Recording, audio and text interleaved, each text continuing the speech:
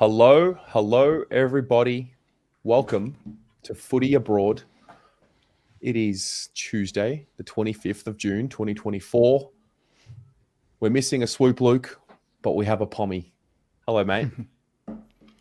You win some, you lose some, as they say. It's a win overall. I mean, we wish Swoop the best. We'd hope he feels better. He's just not feeling well at the moment, but we're going to be all right.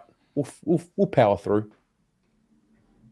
God bless him. I mean, he just needs a strong cup of tea and he'll be right. But, I mean, lay it out, Pom in. Do you know what I mean? I'm like the Matt Cottrell of this show. Do you know what I mean? Always on the fringe, always called in, just waiting for a permanent gig. You know what I mean? Always good for 15 and 2 and 15 kilometres ran. I don't know about that, but yeah, definitely always worth a snag or two. We're also joined by Jake from Saints TV. Jake, what's up, man?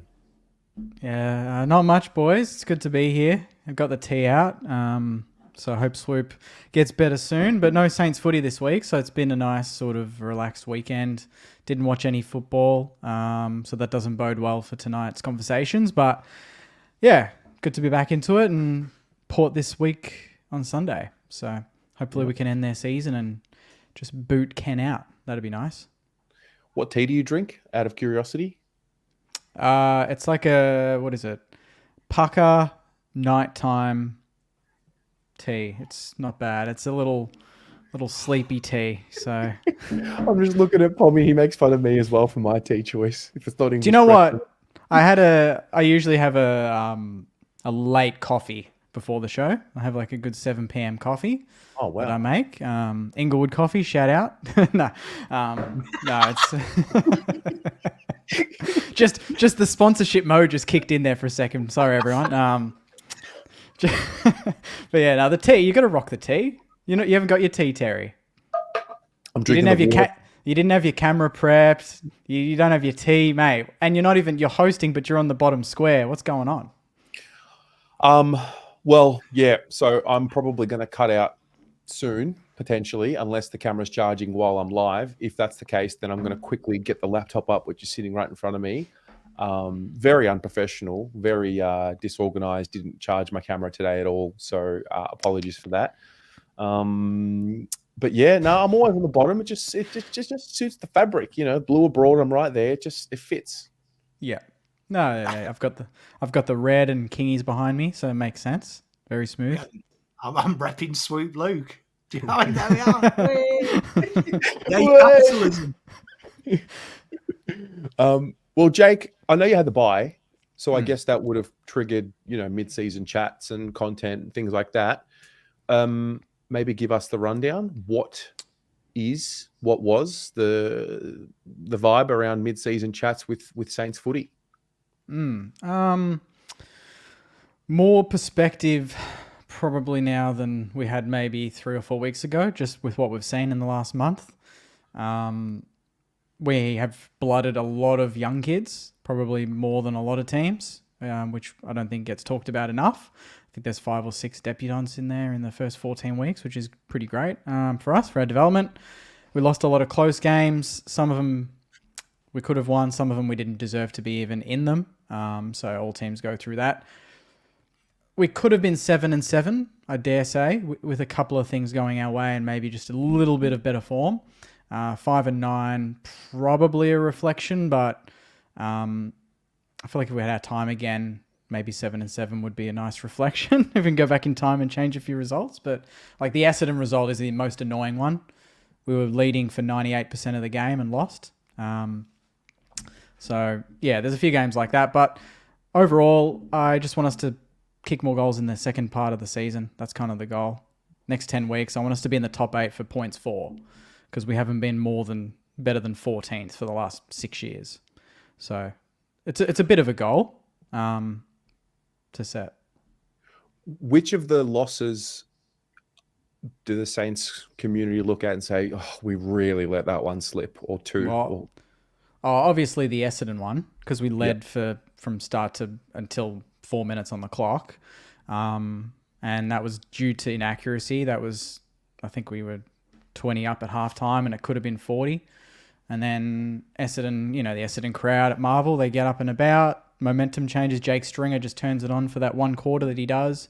And that kind of kicks the sealer, and that was it. And that would have, I think, taken us to 3-1 or something. I don't know. It was around 4 or something like that, which could have completely changed the look of the next month after that. And then we started losing. We lost to Giants by a point. We lost to Port by 10 in Adelaide. We lost to the Cats by 8 in Geelong. You lose to Brisbane by 20. That one, obviously, a lot of those games we were chasing, but there's the Essendon game and maybe even the Fremantle one at Marvel, where that just kind of, those are the ones that leave that sour taste in your mouth. And Hawthorn, 5 points in Tassie. There's a couple of games like that they all could have gone either way, and they didn't. But you know what? I'm actually glad the way things have panned the way they are. I don't want any papering over the cracks. Let's just put it all out there, get the kids out there, lose some games that we should win some games we shouldn't, and let's just see how the next 10 weeks go. That's kind of but I'm not as panicky, I think, as I was maybe 3 weeks ago. Yeah. Yeah. Still plenty there. Yeah. Pommy, our Blues, what happened? By the way, were you laughing at Slobbo? Yeah, absolutely ruined me. Like, I wasn't laughing at you. It was Slobbo. I'm you know what? I keep, because it defaults to the private chat, so I never actually see what's going on. Slobber got mentioned quite a few times in the live. The watch okay. Completely ruined me a few times. Yeah, you've come to the right place, Slobber, because I am still that child who sat at the back of the maths giggling. So I saw you smile and laugh, and then I started laughing. I had to avoid looking at you because I was like, Jake was going on like a massive trip down depression lane, and I didn't want to laugh. Nah, it wasn't depression. What are you talking about, depression lane? There's light at the end of the tunnel. Can anyone do a good Slobbo impersonation? Pay for the beers, yeah. Slobbo. Oh, God, Slobbo impression. Jared's much easier because you just block your nose and just talk. Oh, yeah, true. I just can't fathom Jared. It just. What do you think, Robbo? Yeah. Anyway, moving on. Oh God, I'm so glad. Where else would you rather be Tuesday night? Yeah. Here it is. This is living chat. All right. I can't remember what you asked me, Terry. Sorry, I asked you just to give us a summary of the Blues on Friday night. Ruthless execution of the basics. Probably not seen a continuous advance since 1944 in mainland Europe. Like it was ruthless, wasn't it? Yeah, it was ruthless. Coming of age, maybe, of the Blues. Questions answered. Vibes are high. I mean, technically we had a bye as well. I agree with Jake. Cruise control. Do you know what I mean? About 5 minutes in. I just wanted to drink beers. It was... As I said on the watch along, do you know what I mean? It's a shame that legally I have to wear clothes. I just wanted to kick back. It was great. Vibes are good, mate. It's good. Vibes were good. For those in the chat that have just joined us, welcome. Yeah, Swoop Luke is sick. He's not well, so he's laid out. But that's okay. He'll be back next week. He's got Carltonitis. He just can't cope. Can't cope with what he's seen. Absolutely scared shitless that he's had to just not come on. Yeah. God bless him. Hey, Jake, we're up and about, obviously. Like we beat the Cats. Yeah. And I think it's because of the respect for Geelong. As someone that's not a Carlton supporter, is the win as verified as what we are making it out to be, or do you not rate Geelong? I think if we go back last week, I said Carlton by 5+ goals. You did. I was extremely confident, and it was no surprise. I reckon I wish it was as big a statement as... I think the way played a statement. I think beating Geelong was a statement. I think you're long past that, to be honest. To me, I think if you Sydney in the finals, I would pick Carlton right now. It's the way you play. That's how much... that's how impressive Carlton playing. As much as it pains me to say, Geelong are not the same team. I don't think they're going to make finals. I think they're going to drop out pretty comfortably, to be honest. I don't think they'll make it. So you've beaten a non-finals team in my eyes comfortably, which is the way you should, and you beat them for 4 quarters and very well. But I don't think it's a statement win. That's just my thoughts. Fair. It's not. You should have beaten them last time. You know that. You should have beaten them last time, and you blew it, and you made amends. You should have beaten both. You should have beaten them both times the same way. So I'm just being real. I don't think it's. Look, someone's got to bring it's not a good. Work. I'm not not shitting on your parade. I'm not saying it's a bad win. I'm just saying I know based on longevity and the history of playing Geelong, any win against Geelong you take and you love and you think it's a statement win, but where I see Carlton going and where I see Geelong going are in opposite directions, and the scoreline justified that. I'm not salty, Tommy. Relax, mate. No, he's not salty. Massively. Honestly, I'm just going to get me fish and chips and just hold it under his camera. How is that salt? How is that salt? I'm literally... Jesus. No, Jack, I'm talking. You've got him. You got him. I'm talking to Tommy, mate. Tommy Jackson. Tommy Jackson knows what's up. You know what's up, buddy. Like to me, Sydney and Carlton are the flag fancies at the moment. That's my pick. Still have the Pies there just because of they've proven it factor. And when it's all said and done, you get to the finals, that experience comes to play. And, they get their senior players back, they're going to be pretty fresh because they've missed a big chunk of the season and they won't be as bruised and battered, even though they are injured right now. But we'll see. A lot of footy to go. Yeah. Yeah. Who do you have this week? Oh, you got Richmond. You'll pants them, and then you'll go comfortably in second. Who does Sydney play? Do they play or do they have a bye? Oh, no, they've had 2 buys already. Everyone's bye's done now. Yeah, we're back to normal now. Sydney are playing every week's a bye. Let's be honest for them at the moment. Oh, they got Freo at the SCG. Yeah, see, that's going to be interesting because I think Sydney have kind of, I don't know, I feel like they've been a bit weaker in the last 3 weeks, but I don't know. That's just me. Fair. We'll see. Freo could be the pick of the round. Yep. Oh, I wanted to ask a question before we get into our topics because we covered this in a show the other day. On Twitter, I saw this, what was it, Back Pocket, I think it was, and they did like a top 5 most hated teams. Yeah. Who are your top 5 most hated teams? Or teams you love to hate? Top 5. I mean, I have a clear couple, but I would say Geelong, Bulldogs, Port Adelaide, Carlton, and maybe Essendon. Fair. That's pretty much how it played. I think Carlton was 3rd on the graph, but pretty much the same teams. I think we were below. We were like 3rd or 4th last. Like 4% or 5% of people voted Saints. It's just because who would hate us, honestly? The Saints were on top of the ladder for teams that are most self-loathing. No shit. I have a question. Really? I have a question. I didn't even see that. Yeah. And Gab's with me here. Why is Collingwood not in there? Like, they've put the biggest dagger in your club's history, potentially. Yeah, but we are only flags against them, so I can't be too... But I mean, in like, honestly, like, if I have a rule, you can't count history if your last success is actually old enough to be I can't put Collingwood there because everyone that knows me and on the channel, they know that I used to follow Collingwood until I was like 10 because of my primary school friend who's not around anymore, and he got me into football. So I can't put them in there for that reason because that's why I followed football and that's what got me to being a Saint eventually. So if I don't have him, I don't follow Collingwood. I probably don't even watch AFL. So I can't. Do you know what I mean? I couldn't put them in there. This changes everything. Well, it's not because, again, you haven't watched the 30-minute video explaining the whole story, but there's more to it than that. But anyway. You made the right choice, mate. You did. Definitely did. Could have been a millionaire, though, if you were a Collingwood fan. Though, yeah. Is that guy in the chat? Is that guy in the chat?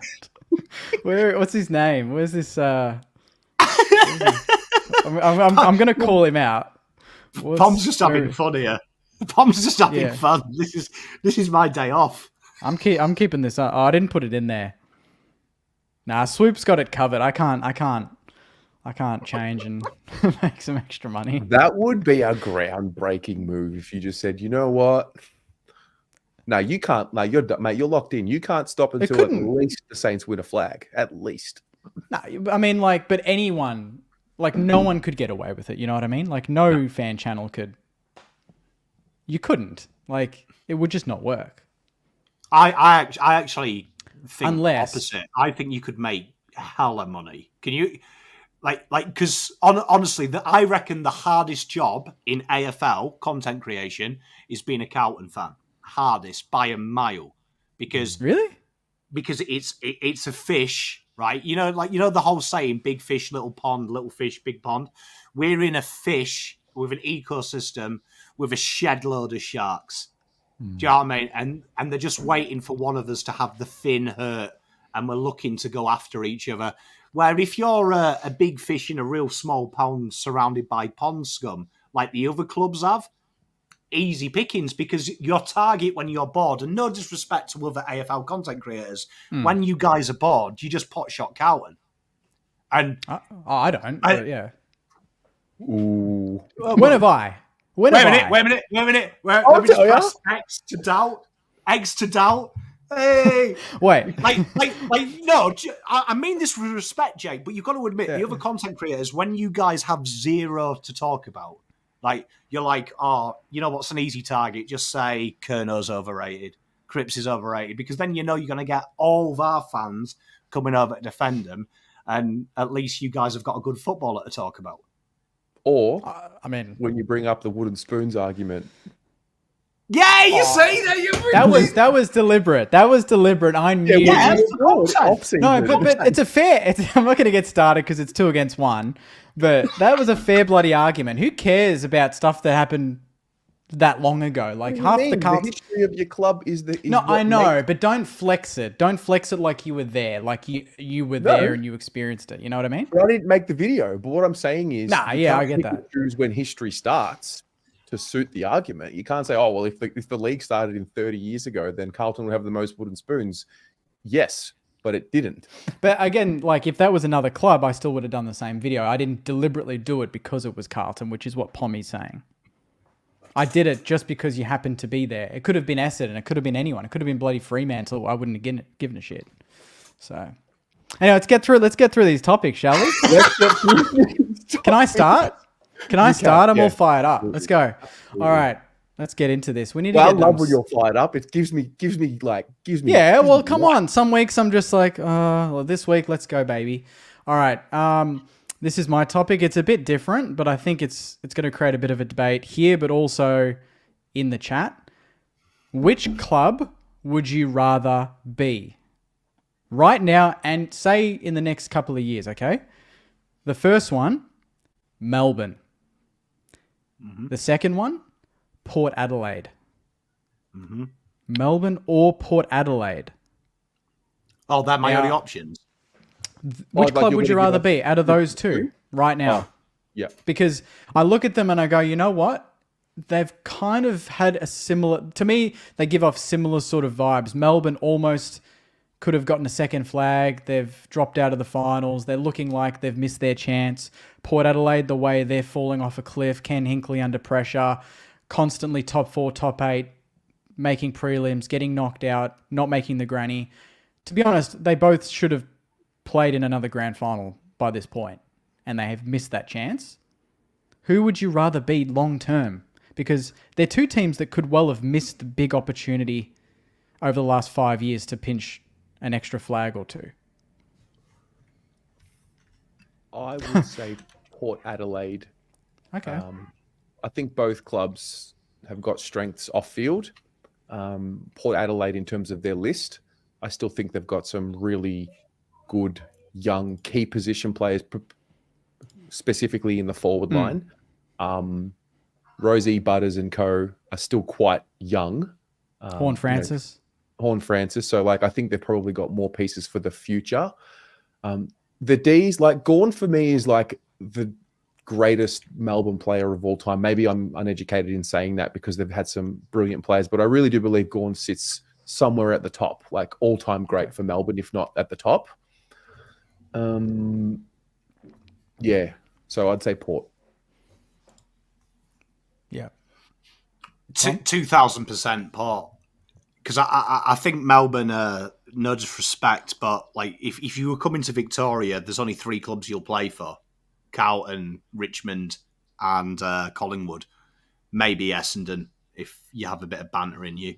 But I think Port are always the big name in South Australia as well. I think that's attractive. I think people don't talk about the Victorian appeal. That if I was a Victorian player, I'd want to go there. But their list as well is young. They've still got some superstars there. And I look at Melbourne. It seems to be a case for a long time, isn't it? Their struggles on and off the field. Where Port, I think the problem's Hinkley. I think he's just ran his course. But I think if you put Kingsley as coach of Port, they're going to play an exciting brand that plays to Rosie Butter's environment, and they'll be fearsome. And they probably lack one genuine key position player to really take them to the next level, which I think's easy to get. Melbourne, like Terry says, gone. He's a freak of nature. You don't find them ruckman once a decade. I think there's a lot of work to do there, and it's going to. I feel like there's going to be an exodus at Melbourne. It sounds weird.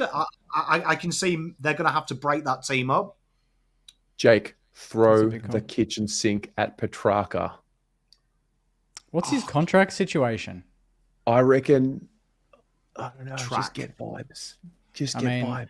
Track at St Kilda. Can you imagine Steele just winning the ball? He's got a deal until the end of 2029. You'd have to trade. Yeah. And I mean, how old is he now? 28. He's 28. Pushing 5 years, mate. Yeah, he's got a good 5 years if this most recent injury doesn't plague him. Have to cope with his shit TikToks, but yeah, I know. He's cooking. Hey, would it be I'm good? going to back him in here. They're great TikToks. Rubbish, horrific, worst thing I've ever seen on internet. You'd think Clayton Oliver would be the one that's most likely to leave, wouldn't you? For a fresh start. But didn't they just sign him for like 7 years? Did they? Last year? Wasn't that what happened? I have no idea. There's so many massive deals these days. I have no idea. 7-year deal. Contract. Pretty sure they did. Yeah, it was. 2030. Yeah, okay. So 7 million, 7 years. Okay. Sorry, he signed it in June 2022. Oh, wow. So before everything unfolded for him. Yeah. He's 26. Yeah. I just don't think how many other players would be looking to really leave, you know? Clayton Oliver's a fascinating case because the rumours of drug use and misdemeanours off the field has plagued Melbourne since I've come here. And so genuinely, when does the club start looking at the ecosystem? Do you know what I mean? The old case, if the apples are rotten, is it one apple or is it the tree that's cooked? I think you might find the tree that's cooked. Do you know what I mean? Let's be honest. But I mean, yeah, I think Clayton Oliver, I can see it. There's the curse of AFL in it, 4-year contract or more. And that player it's like the internal turmoil.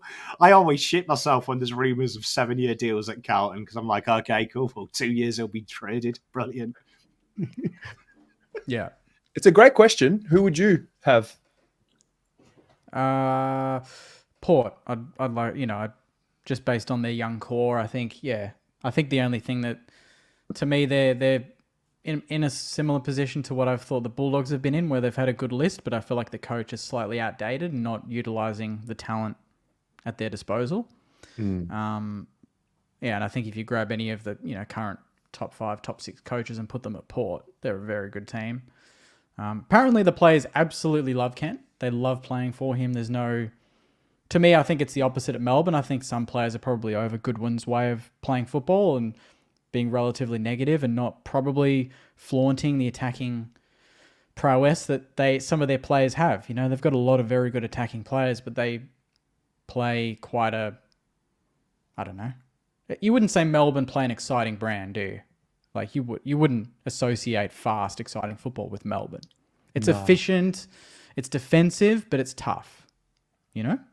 Whereas Port, when they're up and about, like when you watch that first half against Geelong in Geelong a few weeks ago, the way they played, some of the quickest, fastest football I've incredibly exciting. So definitely Port.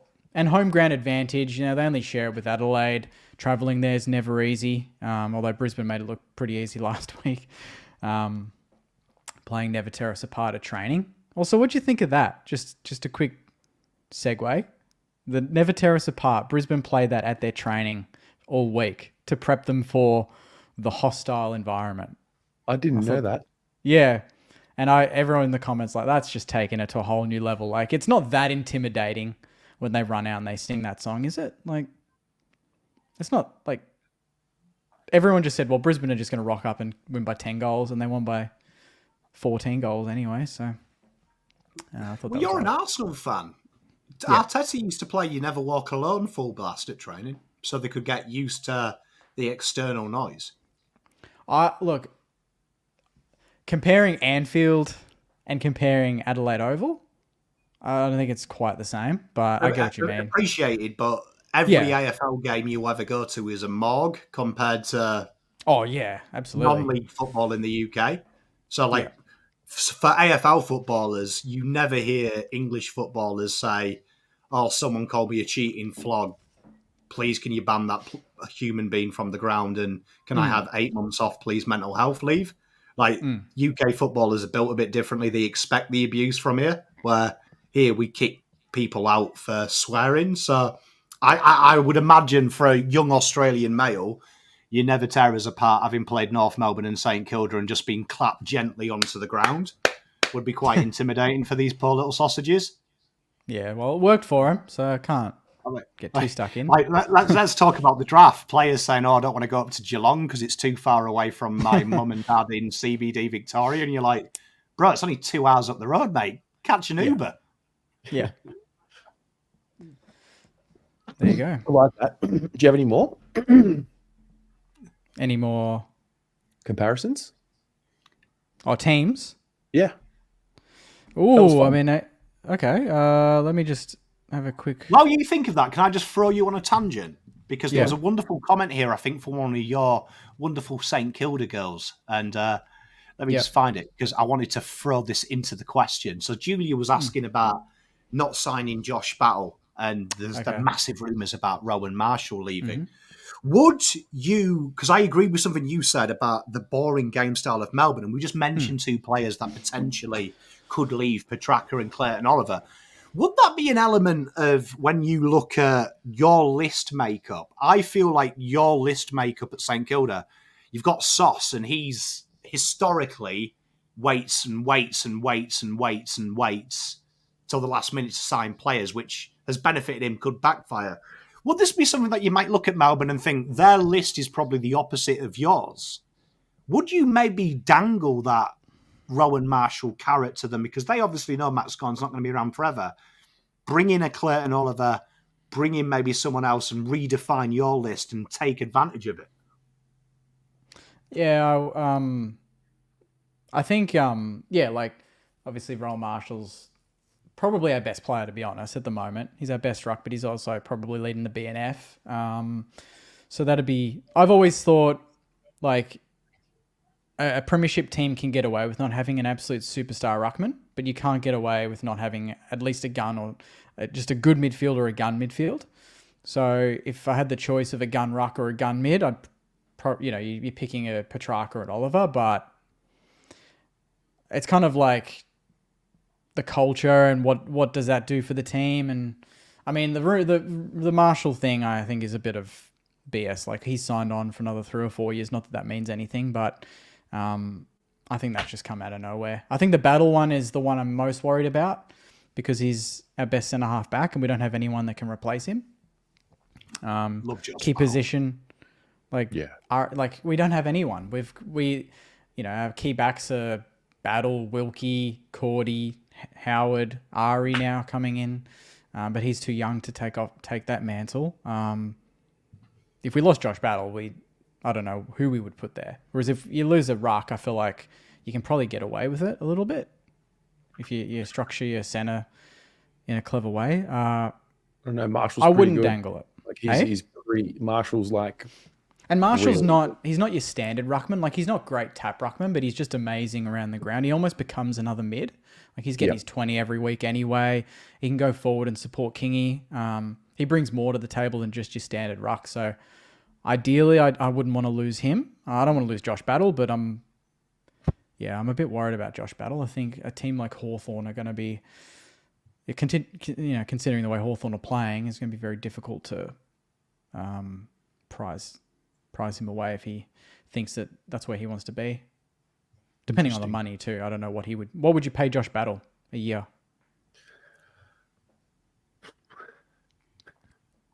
How old is he? 26. Yeah, okay. It's probably his okay. peak. Yeah. 800. I mean, I haven't watched him close enough. Honestly, I haven't watched him close enough. The rumors I for think Tyson Digby's on the Stengel money. are 850. I think Digsby's on the money. It's about 600k plus. Because I think you look at now's AFL draft, key position players are taking longer and longer to develop because they're no longer expected just to lock down. You look at all that's what people forget when people talk about draftees. Any idiot can be boring and locked down like a Lewis Young, but now they're all coming through, intercept, defending. That's a lot harder to do that. So I think Battle is worth a bit.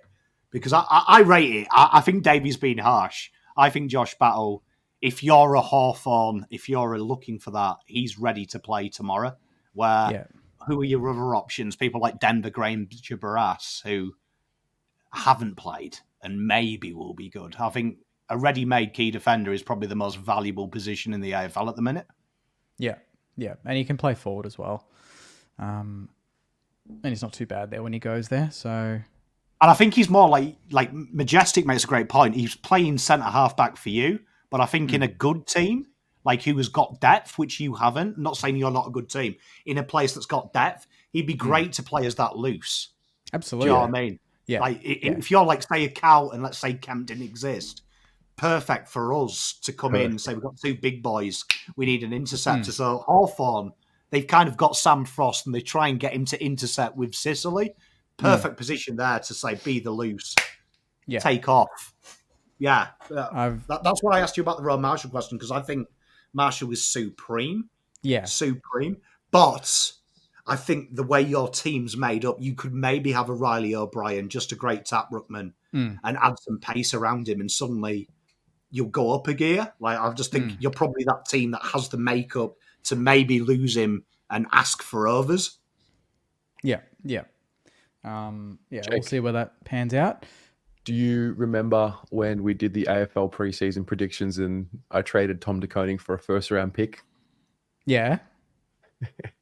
I got that one wrong. So wrong. All right, I've got one more comparison quickly for everyone watching at home. Who would you rather be, Essendon or the Western Bulldogs? Great question.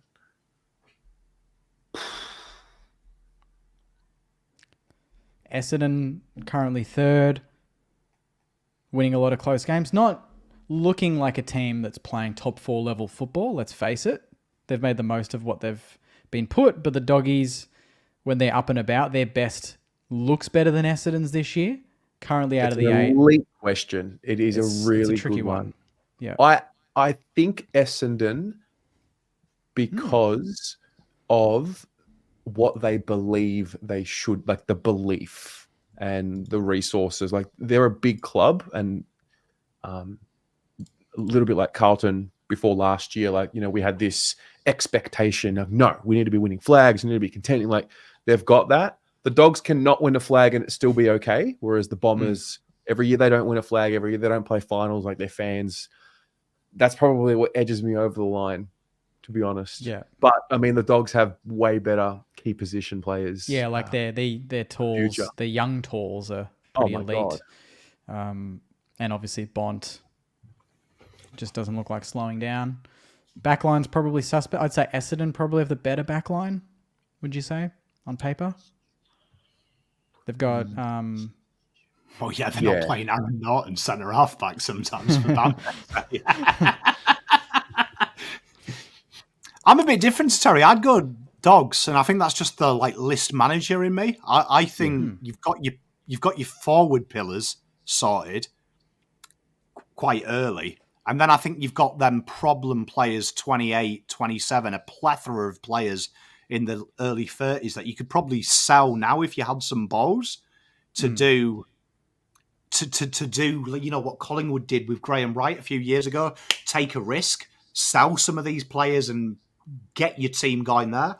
And you've got players like Bustlinger there as well, who we haven't seen, but I think he's a terrific key defender as well. So I just look at that team and I just think I'd love to be the list manager of the Dogs, because I think you could be bold this year and take the piss. Take a knock next year, finish bottom 5, jetting some players out. But I think people would be clamouring. Even Bailey Dale, who I don't think is valued at Dogs. You could get rid of him, bring in a young player to complement Bont. But he's probably valuable with his season he's had. So I think you could probably trick a few players into stupid prices. If they put Bailey Dale up now, that, Jack McRae, there's first there, isn't there? There's first because of their name. First because of their name and their season. I like the Dogs list. I think it's either going to be destroyed or you could make that good very quickly in 2 years. Yeah, fair. Dogs, give me the job. I'll do it tomorrow. Breaking news, Dangerfield got off. That's a shock. Didn't he make a comment early in the year about you can't be pinning arms because of a tackle on Higgins, potentially? Have I got that right? He made some comments about that. I don't know, actually. Anyway. What was the exact reason that he got off, though? What did the AFL say? The reason was 3 factors. The Cats, this is what the Cats say. It doesn't really say what the tribunal said, but the Cats' argument was 3 factors contributed to Walsh's head hitting the ground. Number 1, he pitched forward to get away from the tackle.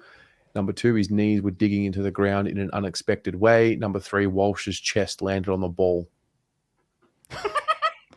Oh my God, they're clutching a straw. His knees were in the ground in an unexpected way. The fuck does that mean? Appreciate you. Unexpected way? He was getting... How many ways can knees get put into the turf? Answer me that. I think Dangerfield got the Dangerfield tax, but... Absolutely he did. It is what it is. Yeah. Can't trust the man that says he's with the people when he had a $2 million koi pond built while we're in our lockdown saying, stay at home, everyone. Yeah. What was your initial... Did you watch it live, Jake? No, I saw the replay. I saw it after the fact. But my initial reaction was what the fuck is he doing? Why would he? Yeah, I was really enraged straight away. No, I know you thought that I was going to say that Walsh threw his head into the turf.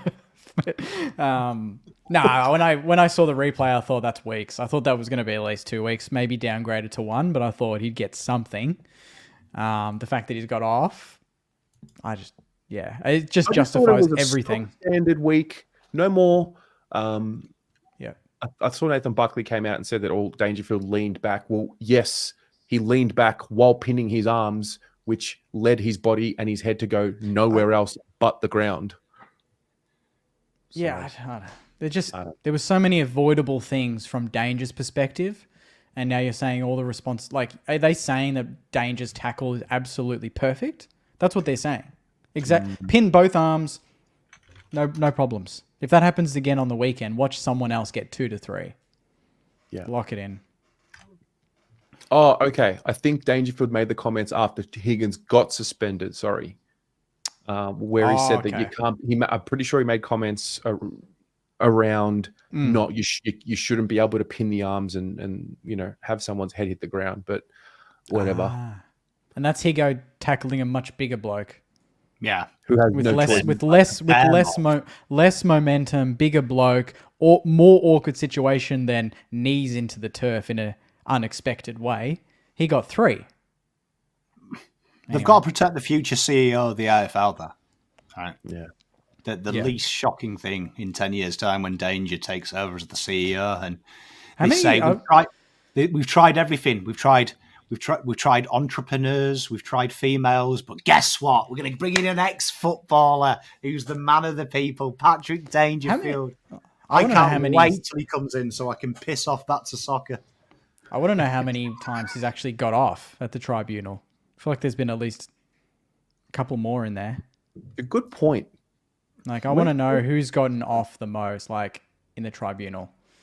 In there. Dangerfield could bring a handgun onto the field and shoot someone. And and the AFL's definition would be, why did he get in the way of the bullet?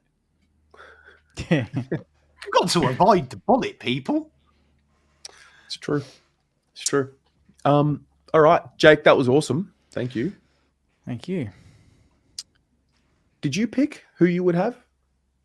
I'd have Essendon Bulldogs. Yeah. I'd go Bulldogs as well. I think their makeup is. I think Essendon's having a good year, but I think the Dogs' best is much, much better. Yep. Okay. Yeah. All right. Pommy, paper, scissors, rock. Winner goes first. I'll just let you go first, mate. I just wanted to do it anyway. Can I do it for him? Yeah, let's go. Ready? All right, let's go. Ready? Paper. Oh, that's not going to work. Wait, it is going to work. Yeah. Paper, scissors, rock. Rock. Okay. Paper, scissors, rock. Paper, scissors, rock. Paper, scissors, rock. Fuck's sake. All right, one more. Paper, scissors, rock. All right, there you go. Do you know what? Respect for not going paper, like a real man. Yeah, that's it.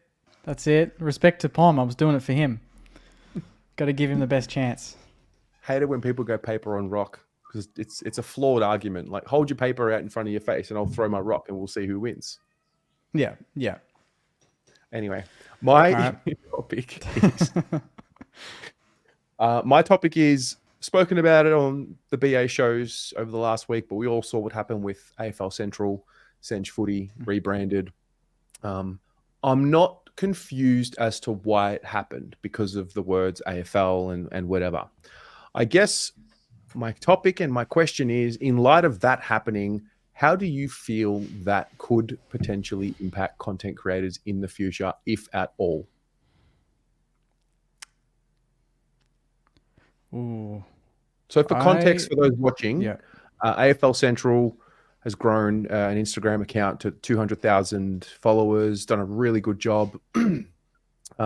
Uses highlights in certain posts. I think the sticky point was the fact that he was getting paid via sponsorship for the Instagram page. And whenever there's, sponsorship involved with such thing on Instagram specifically, that's when things can start getting a little bit messy, as well as having the letters AFL in his name. So, just for context. Yeah. So was the only thing that changed was just the name and the logo, and that's it? Logo, had to take down all the highlights that he had, I believe. I actually haven't reached out to ask specifics. Maybe I should have, but I just saw that it happened and thought it was a really relevant topic for us. Yeah, yeah. I wonder if it was just they waited until they hit a certain milestone, like they finally got big enough that it could have become a problem. And for maybe our accounts, it's more of a waiting game to see how big we do get, and then they come knocking, and they're just kind of watching us now and thinking, oh, they're not much of a threat. They're not. But the thing is, the mindset, and we've all kind of experienced this across the clubs at certain levels and this and that. It's not a competition. We're not stealing anything. We're not taking anything away. It adds to the game. Like you look at, I think the NBA in America, it's all free. You can rehash all of the games, the highlights. I believe that's actually a thing. There's so many NBA accounts, they have no problem because it further promotes the game. It adds more awareness. Like we're not stealing money away from the AFL. Like that's just, yes, they want money, but honestly, how much money are they taking from accounts like us? Like it's nothing. Yeah. It's nothing. They're not going to see it. So I just think it's a very old fashioned approach. And I think something needs to change higher up to to make the AFL realise that what we're doing is enhancing the game. And how can you say that what we do doesn't help with, crowds being increased and the general awareness of topics and excitement for our clubs, especially even when our clubs are struggling. The accounts like us are the ones that keep the fans, up and about and wanting to go to the games at some level. I think it's a bit harsh and old fashioned. Yeah. Pommy? I think it's everything that's wrong with AFL. As a foreigner coming in to this game, unlike anything I've ever seen, being a foreigner, and thankfully I became a Carlton fan because I think Carlton fans are probably the most welcoming. Once you're in, you're really, really in. But I think it's more of a microcosm of the whole industry as a whole. I think when you look at AFL, it wants to go abroad. It wants to have a different market. And other sports have found beautiful ways of opening the doors to people. Like, you've only got to see, like Matthew Delaney is what I'm talking about. He's in the comments. He said that, I'm a Pom, I should piss off that to soccer. And you see, that's the AFL culture that you have. Australians are for Australians, and they don't want any outsiders in. And it's ironic, he's talking about the boys' club. The AFL is the biggest boys' club I've ever seen, and I come from the PGA, the golf world, which is the oldest gentleman's club in the world. And they don't like anything new. They don't want anything exciting. You can see that they literally still have a culture of the working class man now is no longer what the AFL is about. What the AFL is about. It's now corporates and corporate entities. You've only got to see the marketing materials. It's all about people who wear suits. And no one should wear suits to a sporting game apart from a coach. Do you know what I mean? So you see it now that all the other sports have collapsed onto TikTok, Instagram. They want to bring in a young amount of people who are going to drive the game to the next level. And you look at, say, my game, soccer, golf has just finally done it recently. Focus on the 10, 11, 12, 13-year-olds. You can kind of skip a generation out. And I'll never forget a great quote by Sullivan, who was the West Ham coach, who, when he changed and moved from Upton Park to a new ground, he said, the old people are already in this for too long, so they're going to piss off and die as West Ham fans. We're more worried about the 16-year-olds who want to be in a progressive club in a modern-day era. And if we lose them, we no longer exist by the time they're too old to change clubs. So I think the AFL needs to do it. Me and Terry are subjected to this. I'm sure you are, Mr. Jake. As soon as you put in a 2-second highlight, they instantly rip it away from you. I remember telling Terry this story, and I don't want to bore anyone because I said it last time we had this conversation, but I did for the World Cup 32 clubs, 32 countries. I gave you a 5-minute history on their country, a great footballer and how they play football. One of them got flagged by FIFA, and it had an email address in their claim, and I emailed them it, and eventually YouTube voted in my side. But 2 months later, they emailed me back. FIFA did, their Department of Copyright, and they literally gave me websites to go to get highlights if I do it next time, how to edit it, how to avoid their copyright, and what they expected from me as a content creator to push the game.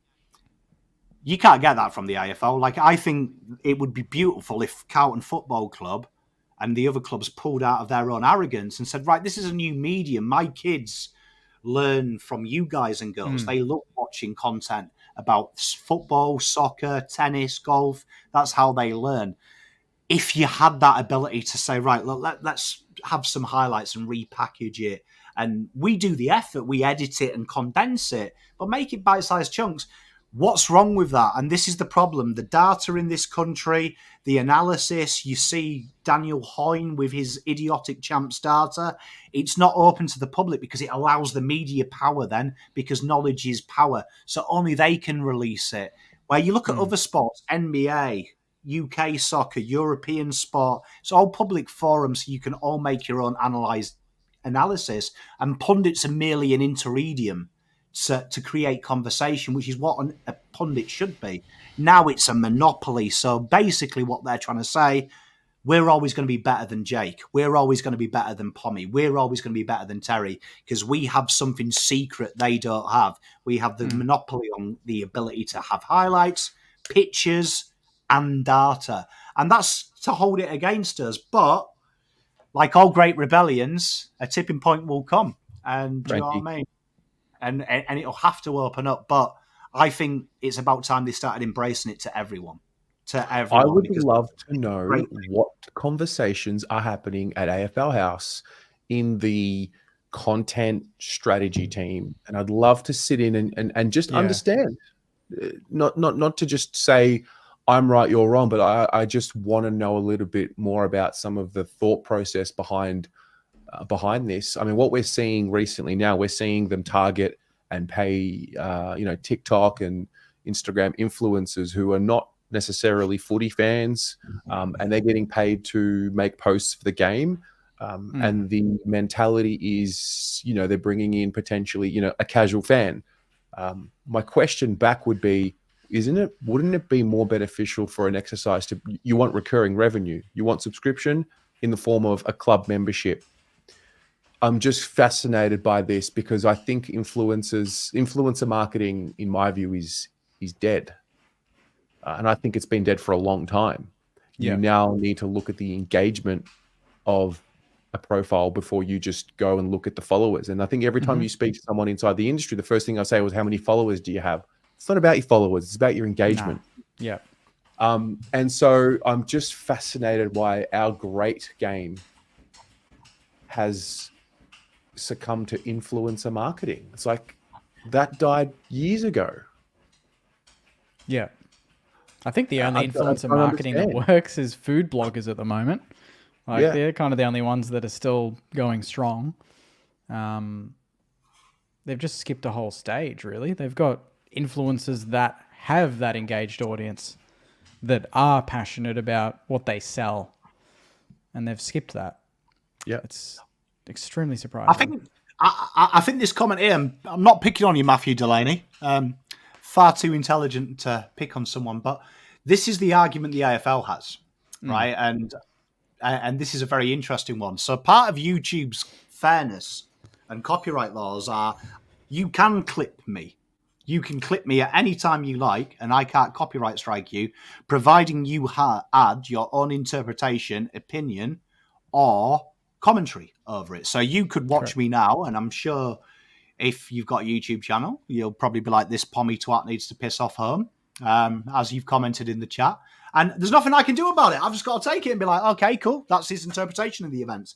And that's what we're saying. I'm not saying that you should be able to take a Carlton game and put the whole 20-minute quarter on there.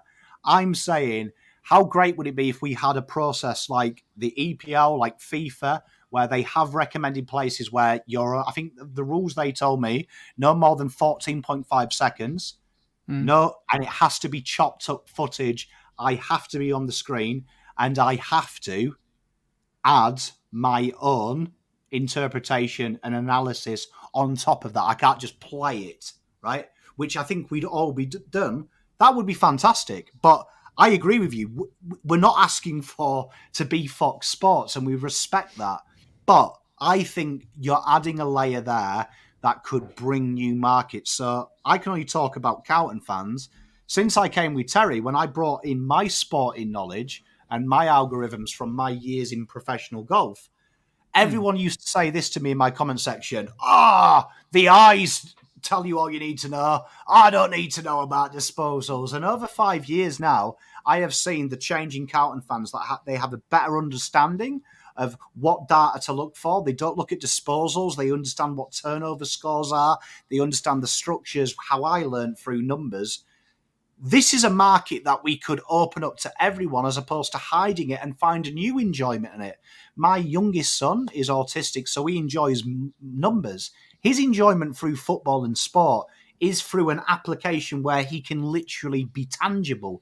And it's not the sport per se he enjoys. He enjoys the fact that he can look at numbers. He can look at how things happen. He loves the understanding of it. So it's a whole new market for him.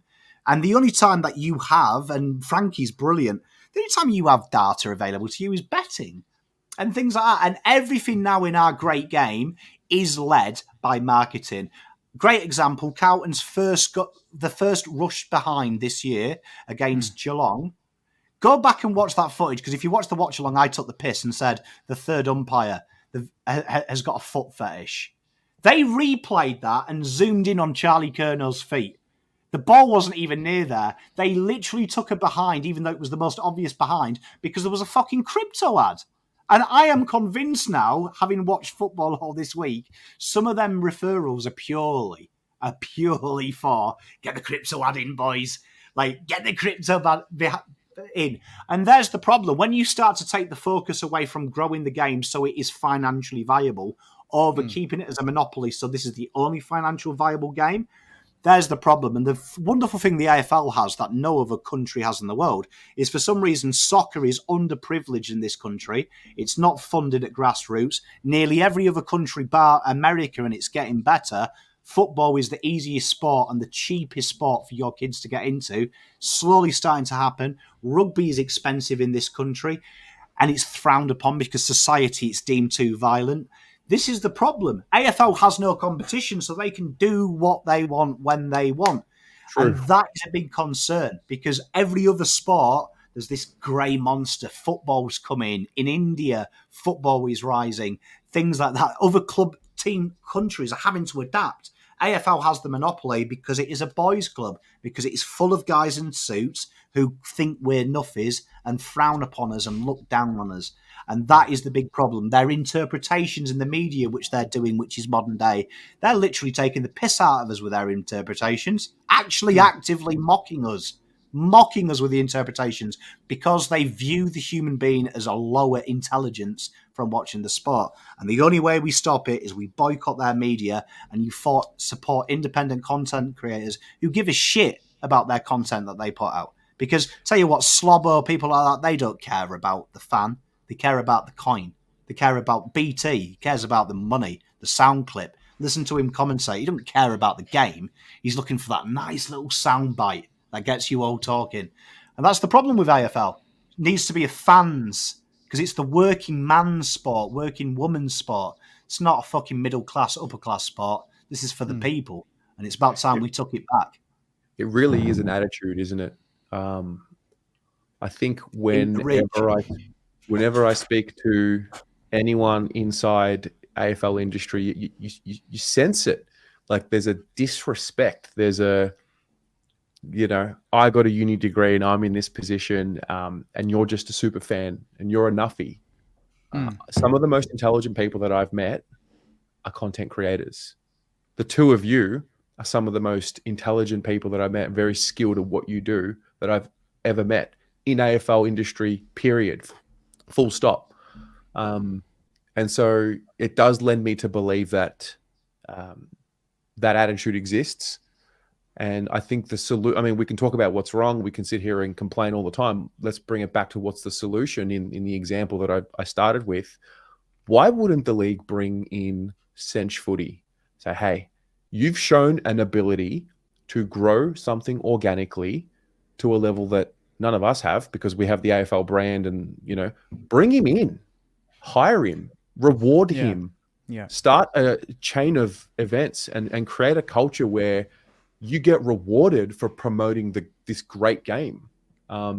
Give us a light at the end of the tunnel. And I think they're just missing a trick. And I mean, ultimately, if you go deeper and if you zoom in higher, it's not about the most important thing is clearly not about growing the game.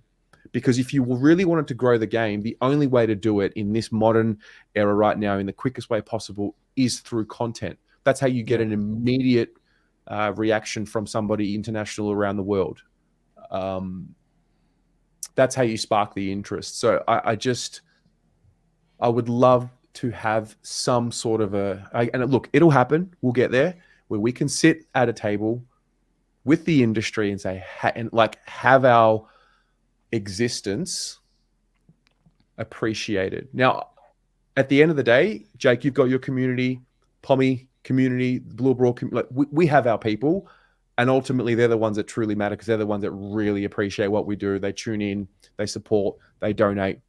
They share, they like, they subscribe, and that is ultimately what matters above all else. But it does give you a bit of it's a kick in the guts when your club or your industry that you create this for, like, don't even acknowledge you exist, and when they do, it's at a lesser level. Yeah, spot on. You know what? I wish Swoop was here, because that would represent 3 clubs: Carlton, St Kilda, and Collingwood. And there's only one club out of them 3 that haven't personally emailed me and thanked me for draft content or any content. And that's my own club. I don't exist to my own club. Collingwood follow me on fucking Twitter, bro. Coward don't even follow me. Do you know what I mean? St Kilda 4 years ago, the Nassine Wanganeen Millware Adrift. I got an email saying we really enjoyed your content and things like that from St Kilda. They've reached out, clicked the link on my profile. Collingwood followed me and said they enjoyed the interview I did with Swoop, and thank you very much for giving the boys a G up for a Carlton fan of my own club. Honestly, they look at me and they go, "Who's this pod?" Spit on that thing. You know what? That was a bad noise to make. I realised, I was like, "Oh shit, I'm a new meme. Someone's going to put my face on that goal." Gotta get mad hot too.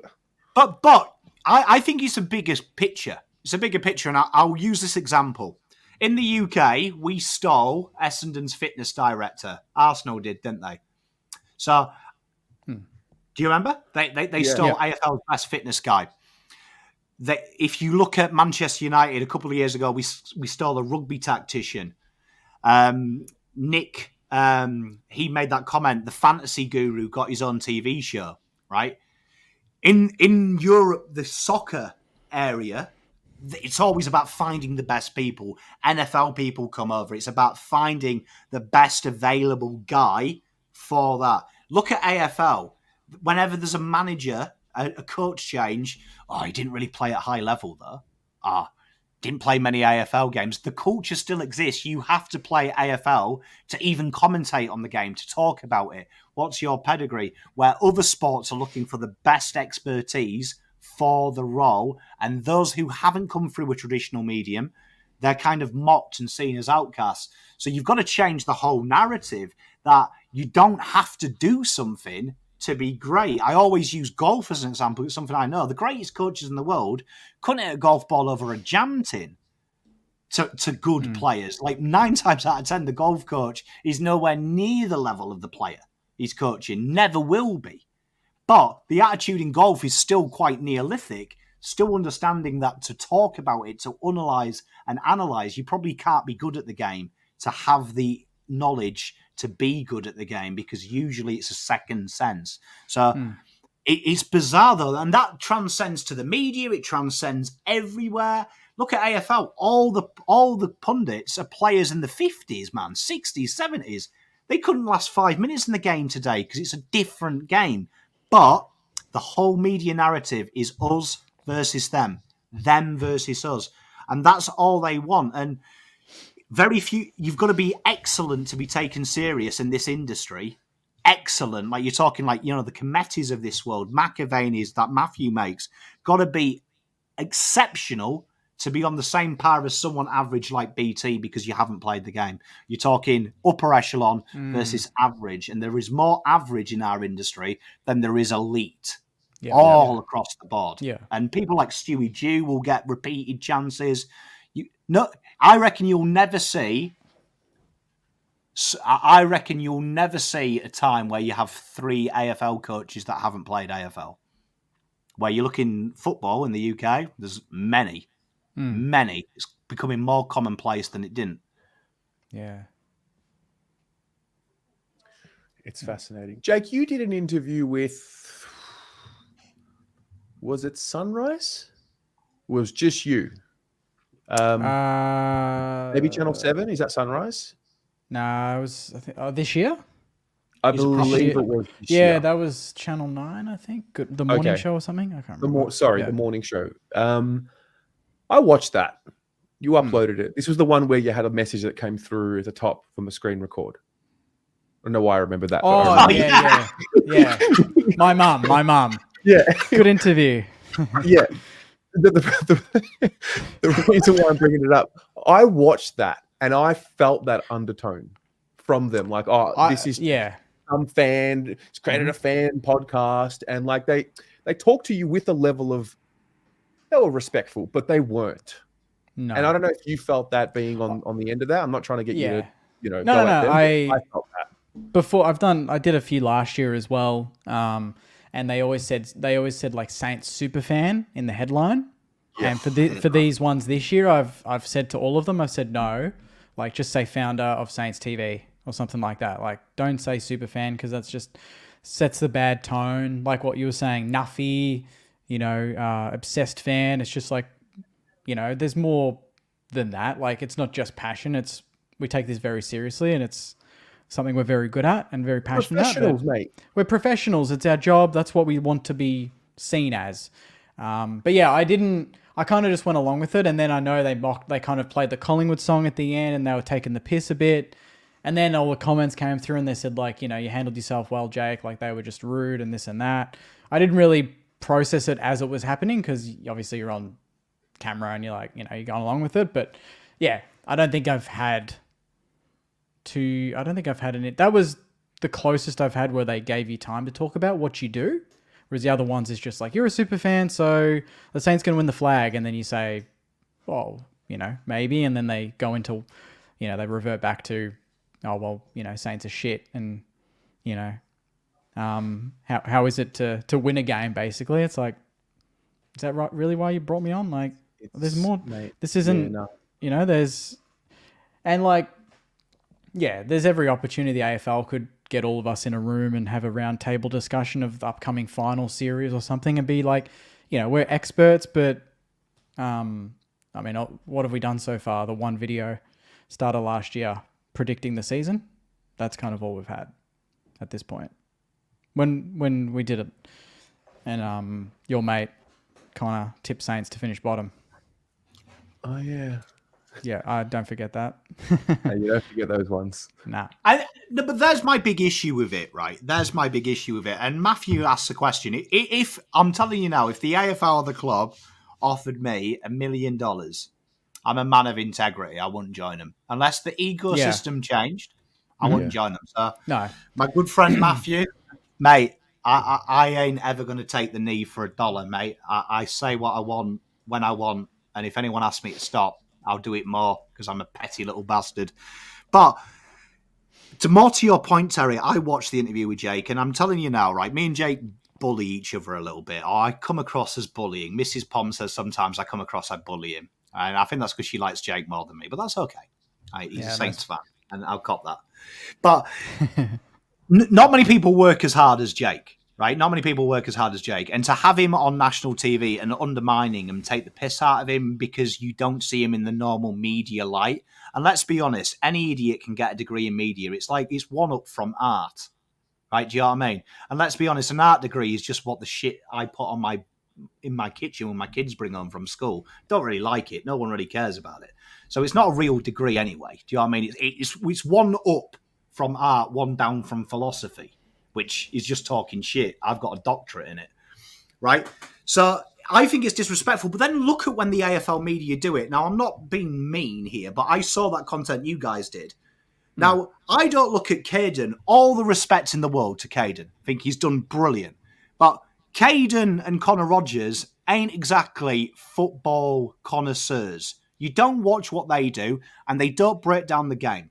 And for me, that is why the AFL use them, because that is how they view us. Entertainment. It's just a bit of taking the piss. It's just some guys down the football park kicking goals. Oh, hey, well done.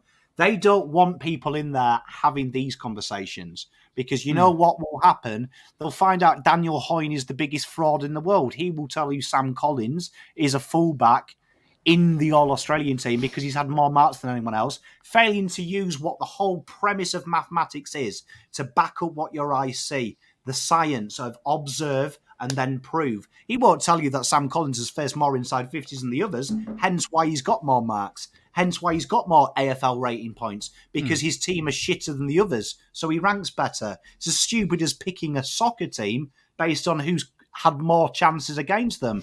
You wouldn't pick the worst teams, you'd pick the best teams. Ruben Diaz is a better centre-back than the Sheffield United one.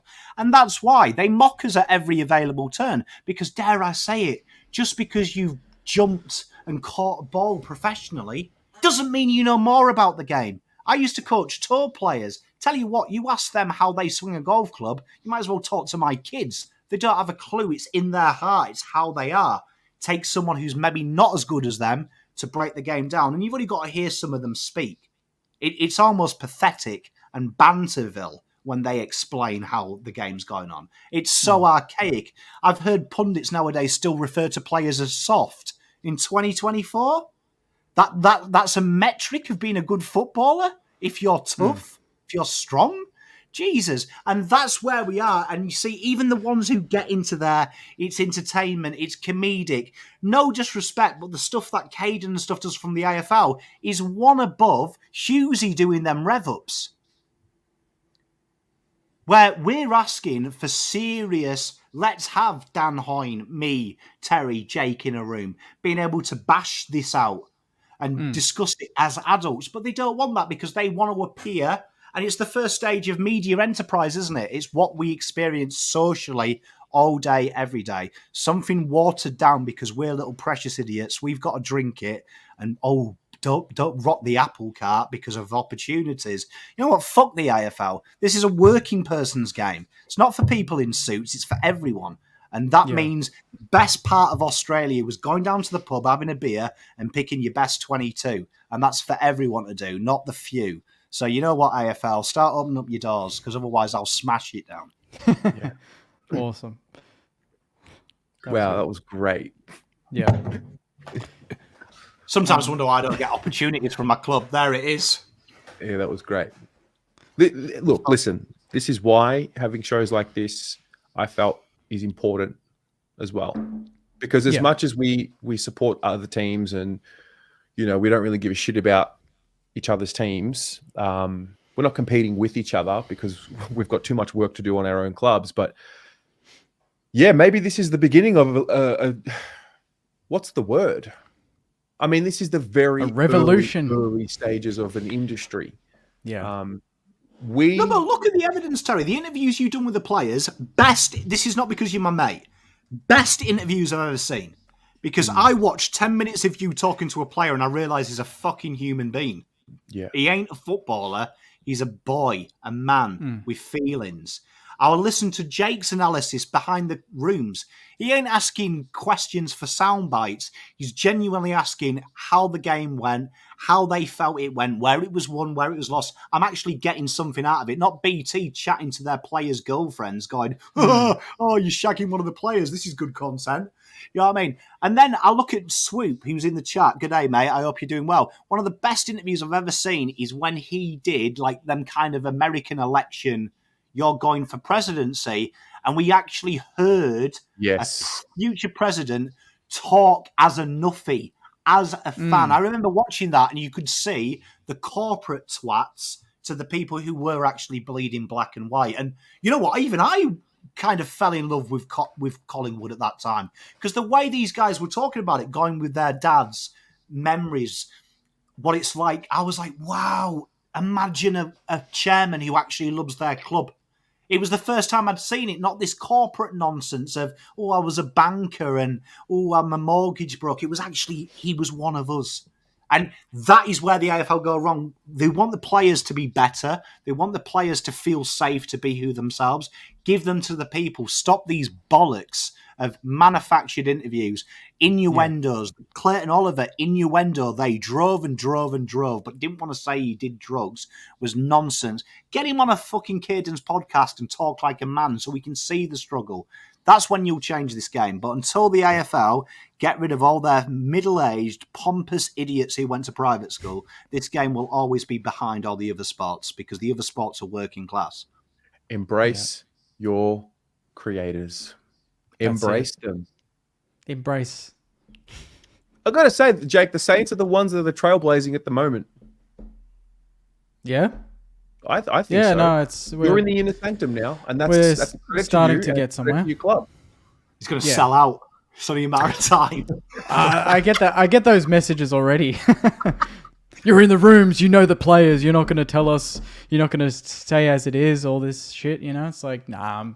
They know that they don't have that much sway. And like to their credit, they let me in after we got pantsed by Melbourne, even at the G. Massive. To be in the rooms after a bad loss and to talk to Jack Sinclair and to talk for 6 minutes and really, say to him, what do you want to say to the fans right now after that?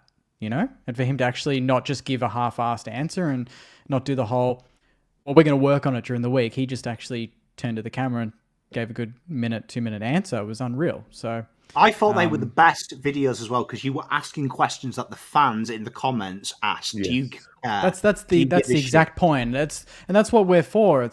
I want to be the voice of those people that can't be in the rooms, but I want to be able to get that information that they want. And I want too, because we're all just here for the love of the sport and for our team. So as a fan, I'm not going to suddenly go into the rooms with a mic and then turn into, I don't know, Joe Watson and start interviewing like I'm a Channel 7 post-game. I'm still going to ask the same questions I would pose in the chat. I'd be like, what the hell happened in that second quarter? Why didn't we put Machito in the midfield when we knew we needed some grunt in there, Sinks? Like, why aren't we doing that? I'm not afraid to ask those questions. Cooper Gretsch makes a great point as well. Like, this is true, right? And in Cooper, it gets worse. You can be mates with players, and you've got to run that by the fucking club. Like, imagine that trying to get permission to play a fucking game of golf. Like, you know what I mean? But this is a great point. In all other interviews, like I did some work with Leeds at the start of the year. One of my mates works out there, and I was down there. Huge difference. If he wants to come on a podcast, any of their players, they don't have to run it by the media team, with the caveat of if it's over 1,000 subscribers, they would require an audio file. So they can just make sure and ask if things need chopping out, if he gives away tactics or something like that. But he just has to run through approval. And that's an independent agency, that's a legal team, to make sure he hasn't said anything defamatory. But he can just do it. So if I was Jack Steele and I happen to see Jake's content, I don't have to run it by the club. I just say, oh, by the way, done an interview with Jake. Here's the audio. Good lad. Thank you very much. Yeah, because I'm Jack Steele. I do what I want. Yeah, why are the players... But why are the players forced and banned? Like, this is their future. This is their lives. Like, even if you're a business owner and a family member, they can't advertise your business without the permission from the club. So say if you are the dad of a player and you're like, oh, son, talk about our chippy business. You'd have to ring the club for your own fucking son to do an advert. Your son, you own him. He's your son. Like, do you know what I mean? If the club tried to say that about my boys, I'd be like, they're my kids. They supersede any football club. If I want them to do it, they do it.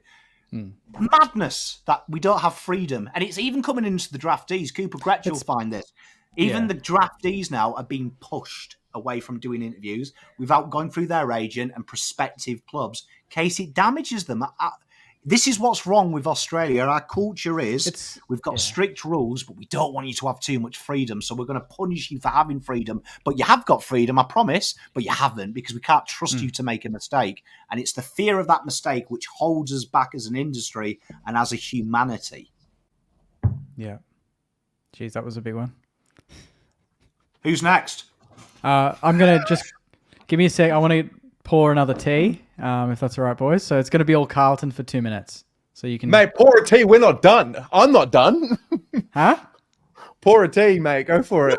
Yeah, I'll be right back. I'm not wrapping up. No way. Terry, it's weird, isn't it? Like, Cooper Gretsch makes a great point. How can a player not have total freedom to talk to whoever he wants? I'll tell you this. That I've been told this a lot. My time. It's like you don't sell yourself enough.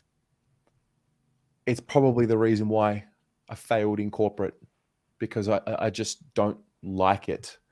Why do I need to wave my willy around, tell everyone that I'm a qualified lawyer, I was sworn to the Supreme Court, I've worked internationally as why do I need to do that? Why doesn't the work do the talk? Why do we live in a world where you need to verbalize and position yourself and constantly tell the world how great you are? Why is that part of this existence? Yeah, sport is the microcosm of society. Do you know what I mean? Yeah. AFL, they would rather do a round raising awareness than actively doing something about it, because as soon as they've made awareness, they don't have to prove it. They've done it. The same with what you're saying, Terry. It's probably better if you told everyone, I'm more educated than any of these nuffies on YouTube. Watch me. Watch me. I'm the only one with a real degree. Pom's got a sports degree, Mickey Mouse. That's why. Do you know what I mean? That's why. Because you don't have to prove anything anymore. You just have to talk about it. If you can talk a game, that is a good thing. It's not about proving it. And people won't give you the time to watch your content unless you can prove your content's better. Bizarre situation. Bizarre. But, hey, that's the world, unfortunately. And Cooper Gretsch, he does a wonderful job. Like Cooper, he does. Both drafty guys and interviewing them. It's crazy. It's crazy when you see how hard it is, because there's a real confusing thing with the children in the football league. They're told to raise their profile to be drafted, but on the next breath, be careful of social media though, because anything you do could be used against you in 5 years' time. So we advise you deleting your socials and starting again. Like a conflicting message of build your public profile up to get drafted. Don't do it too much though, because you might not get drafted. Like, let them make mistakes. They're young kids. Like, I'm telling you now, no kid in the world playing football is going to come out and say something offensive. They're quite intelligent young men. Let them have some freedom to come on Terry's podcast, to come on mine, to come on Jake's, to Sweep Luke's. Because you know what will happen? And I'll tell you what, the biggest thing that happened with Pom Cotter, when I did Pom Cotter's interview, is he said that he felt a disconnect from the fans. He felt like the fans hadn't taken to him. And I think that's fair enough. I think that's probably true. People didn't really appreciate what he did. And the big thing he felt once he did that was the love. He really did see how much the fan base loved him through that interview, because it wasn't manufactured. It wasn't fabricated. It was real. It was him speaking from the heart about playing for Carlton Football Club, the opportunity and the journey. And I think it endeared him to the fans that they saw it's one of us playing for us. You can't do that in a manufactured club interview because it looks fake. And they want to stop mental health issues. Let the fucking players speak. Because when they make a mistake, we're in a criticism world. Do you know what I mean? Like, Faz made a great comment. Mikel Antonio slagged off his coach on a podcast saying the tactics were shit. No one cared. Everyone was like, hey, there's a bit of a fallout. Player here got told off for taking the piss out of a coach doing an impression of him, got banned from the podcast. Let them be human beings. They make mistakes. And we laugh about it when they make a mistake and welcome them back in.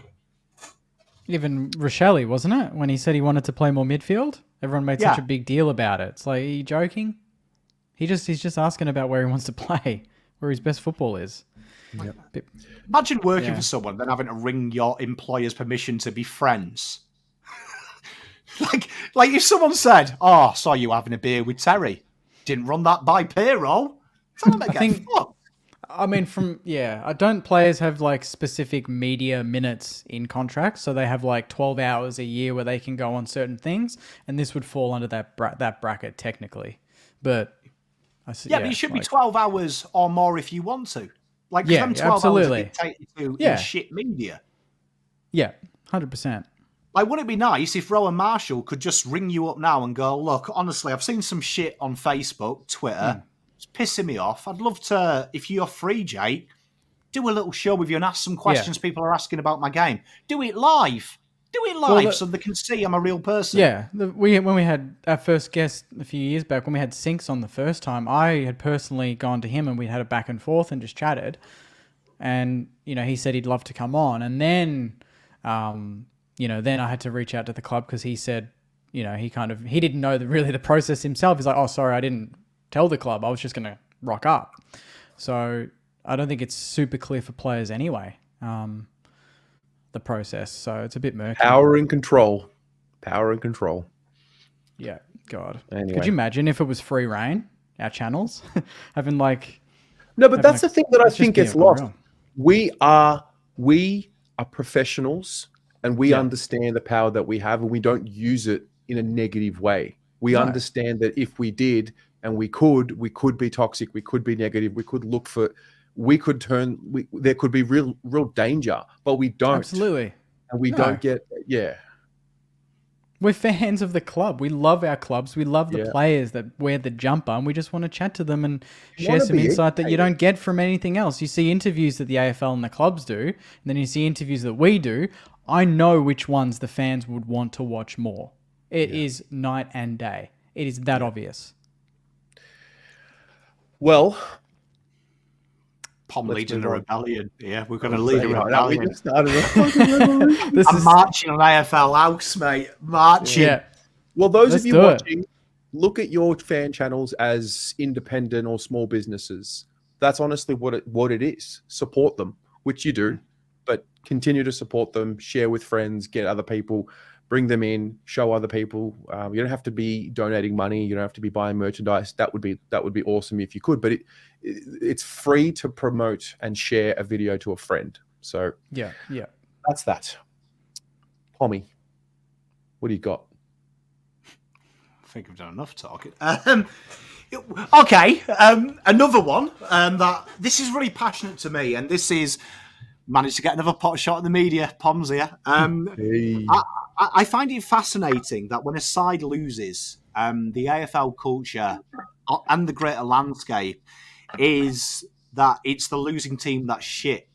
And I fear when you look at the media at the moment and the general consensus of the AFL, there is a quick thing to downplay the winner as being very good and try and excuse the win and downplay the win as a team's not very good. And I fear on a great scale of things that waters down society, because where I come from, winners are praised and you learn from wins and you accept that you've lost, but you don't think you're a loser. You take out what you did wrong, what they did well, and you build. And I feel like we've got a real scenario in our sporting culture at the moment where you look at Geelong were rubbish, Carlton were good, Geelong were rubbish, Geelong were rubbish. The coach comes out and says Carlton were too good, one of the best sides he's ever coached against. But still the media narrative is, Geelong are cooked, Geelong are old, Geelong are rubbish. It's not Carlton, it's Geelong. And I feel like that puts a real bad taste in my mouth for future generations, that it should always be winners are praised. Winners are praised. The winner gets the kudos, because winning ultimately in life is everything. I think who had it in the comments there? Majestic Gorgon? Yeah. Stick organ. That kind of, that's 100%. That's all it is. But this more is clicks, a more problem too. controversial. This is a spotlight and a mirror on us, because we want it. We look for it, we consume it, we click on it. Yeah. You know, that's the only way it stops. Yeah. Yeah. Like, there was for example, last week in our game, we did so many good things against Brisbane. We didn't win, but we did so many good things.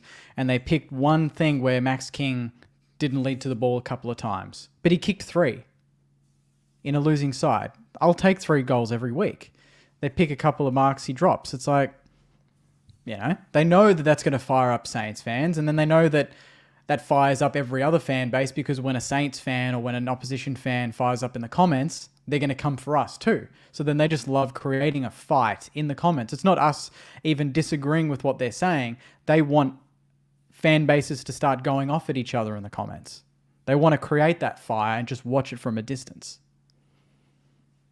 Yeah, Pommy, I actually noticed this when my review of Geelong premiered. I was watching it and sort of in the live chat, and I remember I said something to the effect of, I was almost protecting myself a little bit from getting too excited with the win, because it's like, maybe Geelong are a little bit off. They've got like a record after the bye. We know traditionally they don't play well after the bye, and I think that crept into me as well. I can't believe I'm doing this, but Essendon's a great example of this. Mate, they've been fantastic. They've lost some games. You can, the talk is all about they've had a soft draw. You've still got to win the games that you play. I don't know where it's come from. I don't know what it is. I mean, I think we do know where it's come from and what it is. Oh, why don't we celebrate winners? I think that applies to a lot of fields. Can they bring that show back?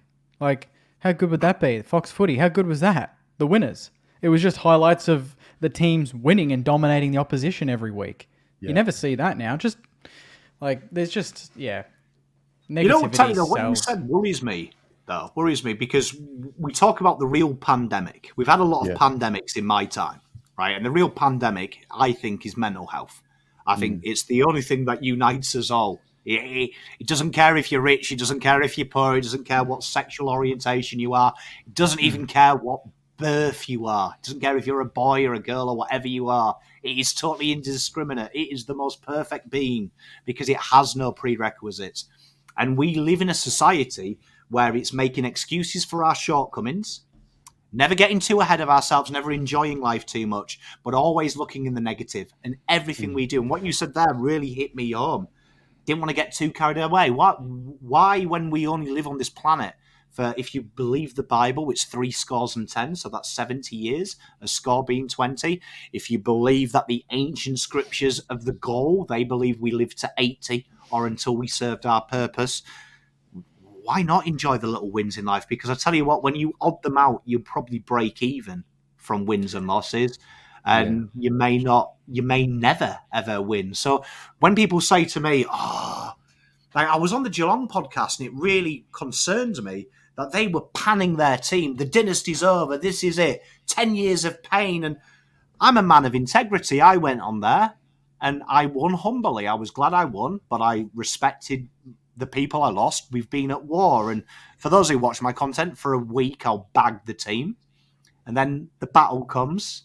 And whatever happens, win, lose, or draw, I'll be respectful because the battle is done. It scares me when people go into life with, I think we might win this week. If we lose, though, we lose. Nah, fuck off. Jump in. Enjoy it. You know, when people slated Collingwood for over-celebrating, how can you fucking over-celebrate success? So it's retrospective. If Carlton win a flag, I'll probably get naked for 2 weeks. And then I'll be, how do you retain it? But if you want to do it for 6 weeks, 8 weeks, 12 weeks, the rest of your life, enjoy it because you've got to embrace the thing. So why can't we, when we lose, just say they were too good? They were too better. I need to be better. Because you start getting into that mindset of maybe I'm the fuck up. Suddenly you open the avenue to fix it. As opposed to if you say, Geelong would win that game if we weren't shit. Yeah. Can't control that. I like to control everything in my life because that makes me feel safe. If you told me tomorrow might be a shit day because everything will go wrong, I want you to tell me what I can do to make it good. One of the things... Terry, never do a fucking review and say, I'm not going to get excited. Fucking get excited. I mean, for me personally, and this is just to go, personal here, I don't suffer from a fear. I don't fear failure. I fear success. That's plagued my life from childhood. There's a little thing inside that says I don't deserve success, and that's just a personal thing. But I do think that I think that a lot of the talk around fear would be a fear of failure. There is a real fear of success as well, a fear of worthiness of the success. So that might be a me thing, but I do think that that is a theme that can come up in people's lives too. But you can be blinded by the S word.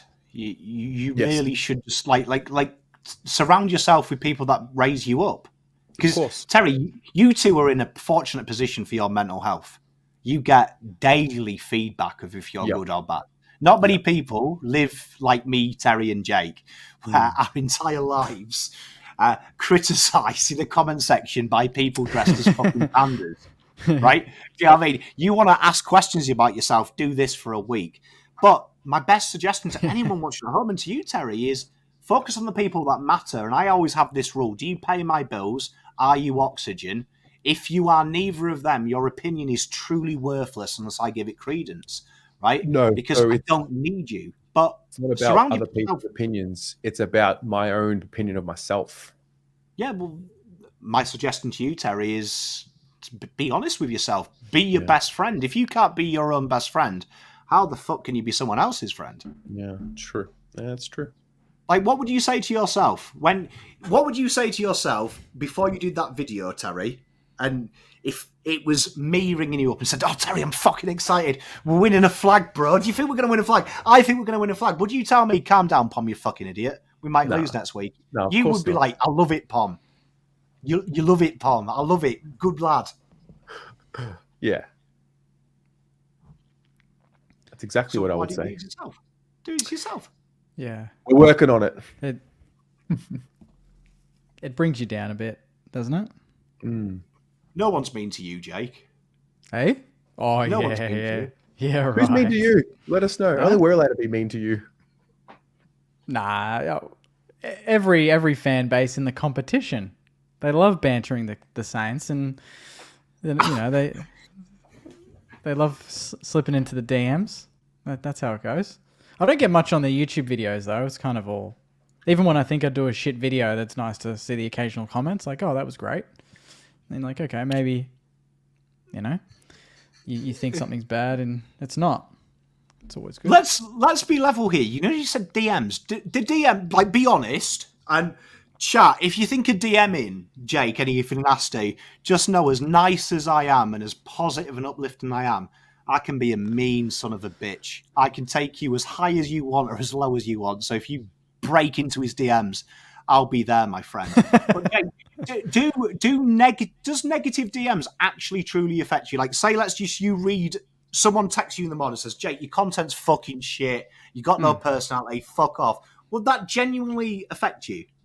No, not now.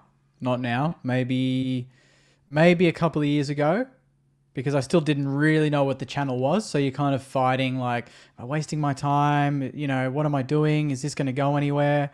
But then when you start seeing it go somewhere, you're like, nah, I've broken through that barrier. So say whatever you want. I don't give a shit. Do it on live television. I don't give a shit, because I know you trust what you're doing. You know, doors are opening with what you're doing, and people just like to say those things to feel like they're relevant. Just like the guy during the week, literally following up a message 3 days later. He's got nothing better to do, and he's following up messages that I'm not like. I would have responded to that 2 years ago. I would have jumped on that, and I would have ranted back and forth. And now it's a very different approach. So that, you know, you kind of learn to deal with these things the more they happen to you. If you were still getting 5 views, though, would it affect you? Like you just said your acceptance is because of success. Yeah. So no, not because. I wouldn't say because of success. It's just more I feel more established with.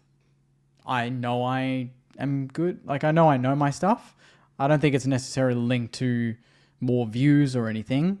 If I was getting 5 views still after 6 years of doing the channel, it'd be a bit of a worry. I think we'd all probably think, okay, maybe we need to mix it up a little bit. Like, I know we say, we do it because of this, but if you don't see some sort of progress that way, it's kind of like, am I doing something wrong? Not because you don't know what you're doing, but maybe there's a different avenue to go, or a different piece of content that you're better at than what you're doing. But I don't know. I was very argumentative when the channel started. I think it's kind of, you're very protective over what you do. And like, it's hard to explain, but like, you put yourself out there. I don't have to. I'm choosing to put myself out there. At the start, we don't get paid to do this stuff. We're doing it because we love it. And then to have people like that just try and bring you down, it's like, you couldn't get in front of a camera and talk for 10 minutes without making a mistake with people watching you. You couldn't do it in front of an audience. You couldn't interview a player, off the cuff with no preparation at all. So, I have no problem with you saying that in the DMs, because I know you couldn't do what I do. So I can live with that. You know what the most turn-on thing you said, and I don't think you've realised it, is your realisation of your weakness then, and your strength now to restrain and not bring negativity in your life. That's personal development. Like, that's the success. It's not the subscribers, the money. The success there is you've learned something that probably holds you back in life, in relationship building. Oh, yeah. It's not protecting what you have. I think you misunderstand. It's not the YouTube channel you were protecting. It's your opinion. It was your ego. Yeah, and when you can absolutely. let go of your ego and not have to protect it, and the words are validated by you and you only, that's true power. Like that's the sexiest thing I've ever heard on a YouTube video you just said. Like honestly, I want to jump through and just lick your face and be like, yes, you fucking get it, Jake. You get it. Yeah. That's powerful. Terry, same question. I'm turned on. Impress me. Ask the question again. So when someone is negative to you, because you're the worst to ask this, because I fucking hate you, Terry. Yeah, like because you just bounce it off, you twat. But if someone is horrible to you or says something to you, like, does that actually truly affect you? I know, like, you've probably been vulnerable now, but does it affect you? No, I'm happy to be vulnerable. Does it affect me? To be honest, I don't get nasty DMs much. The nastiest thing that I get, funnily enough, comes from a Carlton supporter. That's about as bad as it's ever been. Ironically enough, it's from. I actually think I get more love from opposition supporters than what you would believe, and I think it's because I mean, my whole thing has never been around. I'm an expert. Like, I'm a student of the game. I don't know what's going on in the four walls. I'm curious. I'm a student of everything. I ask questions. I'm here to listen. I'm here to host. I'm here to facilitate discussion. So I think that that lends me to have a bit of respect. But look, at the beginning, did it get to me? Nah, I use it as fuel. Like negativity, I use it as fuel. I need it. I know what I'm capable of. I know I'm confident in my abilities, and I think there have been times in my life where I've been. A lot of times in my life, I've been surrounded by people that compliment me, but that's dangerous. Sometimes criticism's worth more than compliments. So, similar to what Jake said, you're in this space where, a few years ago, I was still unsure if it was going to work. I was determined that it was going to work, and I had belief in myself and whatnot. And to answer your question, do the negative comments get to me? No, they don't. It depends the context. I probably get more fired up when the comments are made about people who I love. I get fired up about comments around Pommy. Gets to me. It annoys me. Like, I'm good.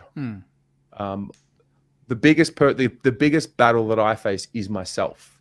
So nothing that anyone says on the internet can get me more than what I would say about myself. So yeah. So you touched on like losing control, getting too excited. Like, does that how do you negate that? Because you know me, I wear my heart on my sleeve. Like, if I'm sad, if I'm happy, I'm happy. I can't hide it. Like, what do you think stops you doing that? Like, really coming in? Because Terry is the biggest compliment I can pay him, chat. Is he is zen. He's like vanilla ice cream, Terry. You don't know what flavor he is until you really know him. So he's good at negating the troll. The Carlton premiership success, fear, whatever, it's because I've suppressed that little kid who, all I ever wanted in my life was to experience a flag, and I still do. But for so many years, I suppressed it.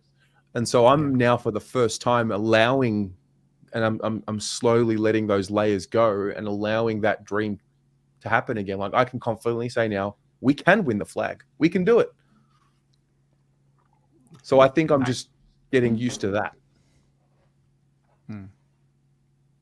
Right, that's beautiful. No, that's beautiful. That hey, we digressed there. We digressed, and I learned something about you both. Terry is protective, though. He's got the protective energy. He's I protect my people. I'm very protective of my people. That's why we get on. Terry just his camera's dead. Oh, I was gonna say fucking bye then. He's protective of his people. See you later. Vote Terry. Vote one Terry. Yeah. Protective of his people. All right. So why me and Terry get on, we both got that a love for each other. The differences between me and Terry, though, is I do get affected by it. I just have to force myself to drive on, because I'm a bit like you, Jake. Any bad DM, I just want to fucking fire at. And it's something that I have to fight myself, because one of my coping mechanisms, I don't know if you do this, I actually write the reply. Oh, okay. So I actually write it down. Everything I want to say gets really dark. Really I'd love to read those. And then I kind of like mentally send it. And then I'm like, okay, I'm zen now. I feel better. And then I just Control A it and delete it. And I just move on with my life. Oh, look at this angle. Catfish. Nah. Now he has no sound. No, we have... Terry, you're muted on the app. Can you hear me now? Yeah. What about I can hear now? you 12 times. Yeah, a bit of an echo. It's like a rave. Doof, doof, doof. We are... Sing the song. I think it's because there's two of you in. There you are.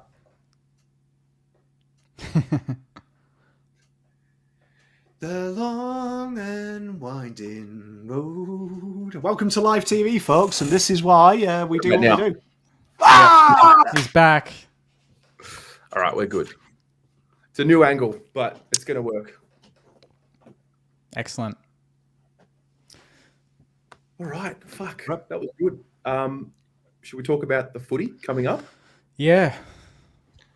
Let's talk about footy, baby. All right. What's the games? Let's go for a lock of the week. We've got a full slate. All right, lock of the week. Ooh. All right, I'll start. I'm going big on this one. Actually, yeah, Hawthorn, they're going to beat West Coast, so they're not going to be my lock for 5 weeks in a row. I'm backing my boys. Saints over Port at Marvel on Sunday. Really? Yes. Yeah. I believe we can do it. We're favourites. We are favourites. They, I think, are missing a few players, and we look like getting a few back. And we look like we've picked up a little bit of form before the bye. So depends how we come back after the bye, but I would love to end, or at least put Port in a... They would probably be out of the 8 because Brisbane will win. Again, I'm assuming, are they playing? Yeah, they'll beat Melbourne. So they'll jump in the 8. Even the Doggies, if they win against North, will jump into the... Or at least will climb up above Port. Yeah. Yeah, so Port, if they lose to us, will be out of the 8. That'd be nice. I think we can do it. Yeah. We always... The last 3 times we've played Port, it's been 10 points or less, all to Port. I just think we've got a bit of momentum, hopefully now. They look a bit shaky. Shaky. Yeah. I was going to... No, I'm going to go someone different. I was going to go with the Saints, but I've been on the Saints too many times. Yeah, I'll let me take that mantle for you. You can take your boys. I think I like the Crows for some reason. Over the Giants, okay. Yeah. Yeah, that's a very 50-50 game, the way the Giants are going. Yeah, I'm going to go for it. I'm going to say the Crows shock the world. Even Gold Coast. Yes, Brisbane is the lock of the week for sure. Yeah, Brisbane will pants Melbourne. Yeah. That could be backfire. That was a bold call. I liked it. Yeah, sometime. Yeah. Oh, we're live still. Okay. You know what? If Swoop, if he's in the comments, you know what? Gold Coast and Collingwood. That's going to be an interesting one. Who'd you tip? I think I've tipped Collingwood, but I've gotten perfect tips the last 2 weeks straight. So I'm on a bit of a run, but I wouldn't be surprised if Collingwood struggle in that one. If the Suns play the way they can. I've got the tastiest lock of the week, chat. Really? I'm all over this. Team that's only won once since round 7, off the back of a humiliating by the Blues. Geelong. Oh, Geelong. To beat Essendon 40+. Oh, I think I've tipped Geelong actually. Yeah. I think they're going to come out pissed. And I think you're going to see a few VFL boys that are doing very well in the VFL come in, make a name for themselves at the MCG. Geelong going to go rampant and remind everyone they're a serious football side. And then everyone will start giving Carlton kudos. It's the Jeremy Cameron show. We've played him into form. Kick 6. Yeah, I've just got a feeling. I just think I've got a feeling that you're going to see the big teams come now. Brisbane, Geelong, Carlton, Collingwood. Well, this is it Back now, isn't it? This is when the cream rises to the top. It's now. It's round 16. There's not long to go. No. We forget the season's. It feels like it was round 10 a week ago, and now it's jumped to round 16. Oh my It's God, crazy. we're in the final third of the season. Yeah. So, Sainers, this is where the run starts. We've left it late. Bring it on. All roads lead to the grand final, round 24 against the Blues. Well, I said in the podcast last night, I said if we don't make finals, I just want us to be the Grim Reapers of the next 10 weeks. Let's end Port's season. Because we've got, I think we play Melbourne again, we've got Brisbane again, we play Carlton, we're playing all these teams. We've got Geelong again. I think we've got Gold Coast at Marvel. We're playing a lot of these teams that are in that race. So if we don't make it, I don't care. I want to be that team that teams don't want to play because we might, be the difference between them making the 8, making the top 4. That would be nice. Sorry to interrupt, but I've got Twitter open on my screen here, and I've just seen we're talking about Daniel Hoyne, and he's done his mid-season All-Australian team. Jake Waterman and Aaron Norton are full forward, centre half forward. No Harry Mackay, no Jacob Wiedering, no Zach Merritt. Aaron Norton, really? Well done, Danny Hoyne. Your done little good. CD rating system, He's glorified AFL fantasy. Good work, buddy. Good work. Anyway, Aaron Norton. Wee. Aaron Norton. He's got more marks. He's got more marks around the ground. That's probably why. Yeah, honestly, it's AFL fantasy, but Yeah, interesting fact about Champs Data. If you've got time, go and watch Opta Data, which is the UK equivalent, and then they do a team of the season. And 9 times out of 10, they'll do it based on data. They'll get 9 of the 11 players right. Right? Oh, right. You watch AFL's Champs Data versus the actual thing. 4. Yeah. If that. It's crazy because they don't filter results based on if you're shit. So, it's a bizarre system. System. Wow. All right. So Geelong, Adelaide, and the Saints. There's our 3 locks. Yeah. I think I don't think I've locked the Saints at all, have I? Yeah, haven't you? In the show? I'm trying to think. Oh, have you locked the Saints in the show? Yeah. I don't think I have. No, you haven't. I was carrying the Saints until you felt good about them, and now you're good. Yeah. I hate that we had the bye after the Brizzy game, though. That kind of annoys me. But, I hate Port, so got to get it done. I want to You know what? Have you guys seen the video that Wooden Spoon Data did on if the 9 pointers still existed? Oh, that sounds like an absolute sexual video. Bro, Yeah. you know when you know someone's put a lot of work into a video? Oh, You know what? I'm actually going to go on YouTube right now and get it up. you know what? Yep. Wooden Spoon Data. I'm on it now. Watch the video after we finish. It's just brilliant. Oh, How have you only got 385 386 because I've just subscribed. Yeah, true. Subscribe right now. There's some effort going into this content, just having a brief Check this out. foray into it. That's the video in the chat. Yeah. Just know that you were one of the people that subscribed before this guy hit 1,000 or 50,000 subscribers. You can be in there right now. You know when you just know something's going to work? Remember the Footy A to Z guys? Mm-hmm. Oh, you just knew straight away. It's bloody brilliant. Oh, the fact he's in front of a white screen is turning me on. It's sex. Stop it, Wooden Spoon Data. You know how to pull pom in. Yeah, standing with the green screen. So, what else, boys? What else have we got? 2 hours. I miss Luke. Where's he at? He's on the tees. Thanks. No, but you're here, so you and Luke. Like we are. You, We are the you do Avengers. know from a cosmetic point of view, if you move Saints like 50 pixels left, blue abroad 50, then my logo, because I'm an orange writing, that would look sick. Should we just like have you as it's just the four of us, and then that's it, and then we just bring a fifth on? That's a I'm the people's champion. I mean, I'm down. Jake couldn't do it. Look, say that, Huh? Jake. Fucking What? complimented him all show. Absolutely sacked me off. Do you know what I mean? Like, fucking Luke Beveridge over there. Oh, mate. No, Nah. it's always. I knew before we started the show. I'm like, Pommy's on, everything's fine. It's going to be a great show. You have the ultimate balance of banter and analytics. It's wild, Mate, just doing what I can do. Yeah.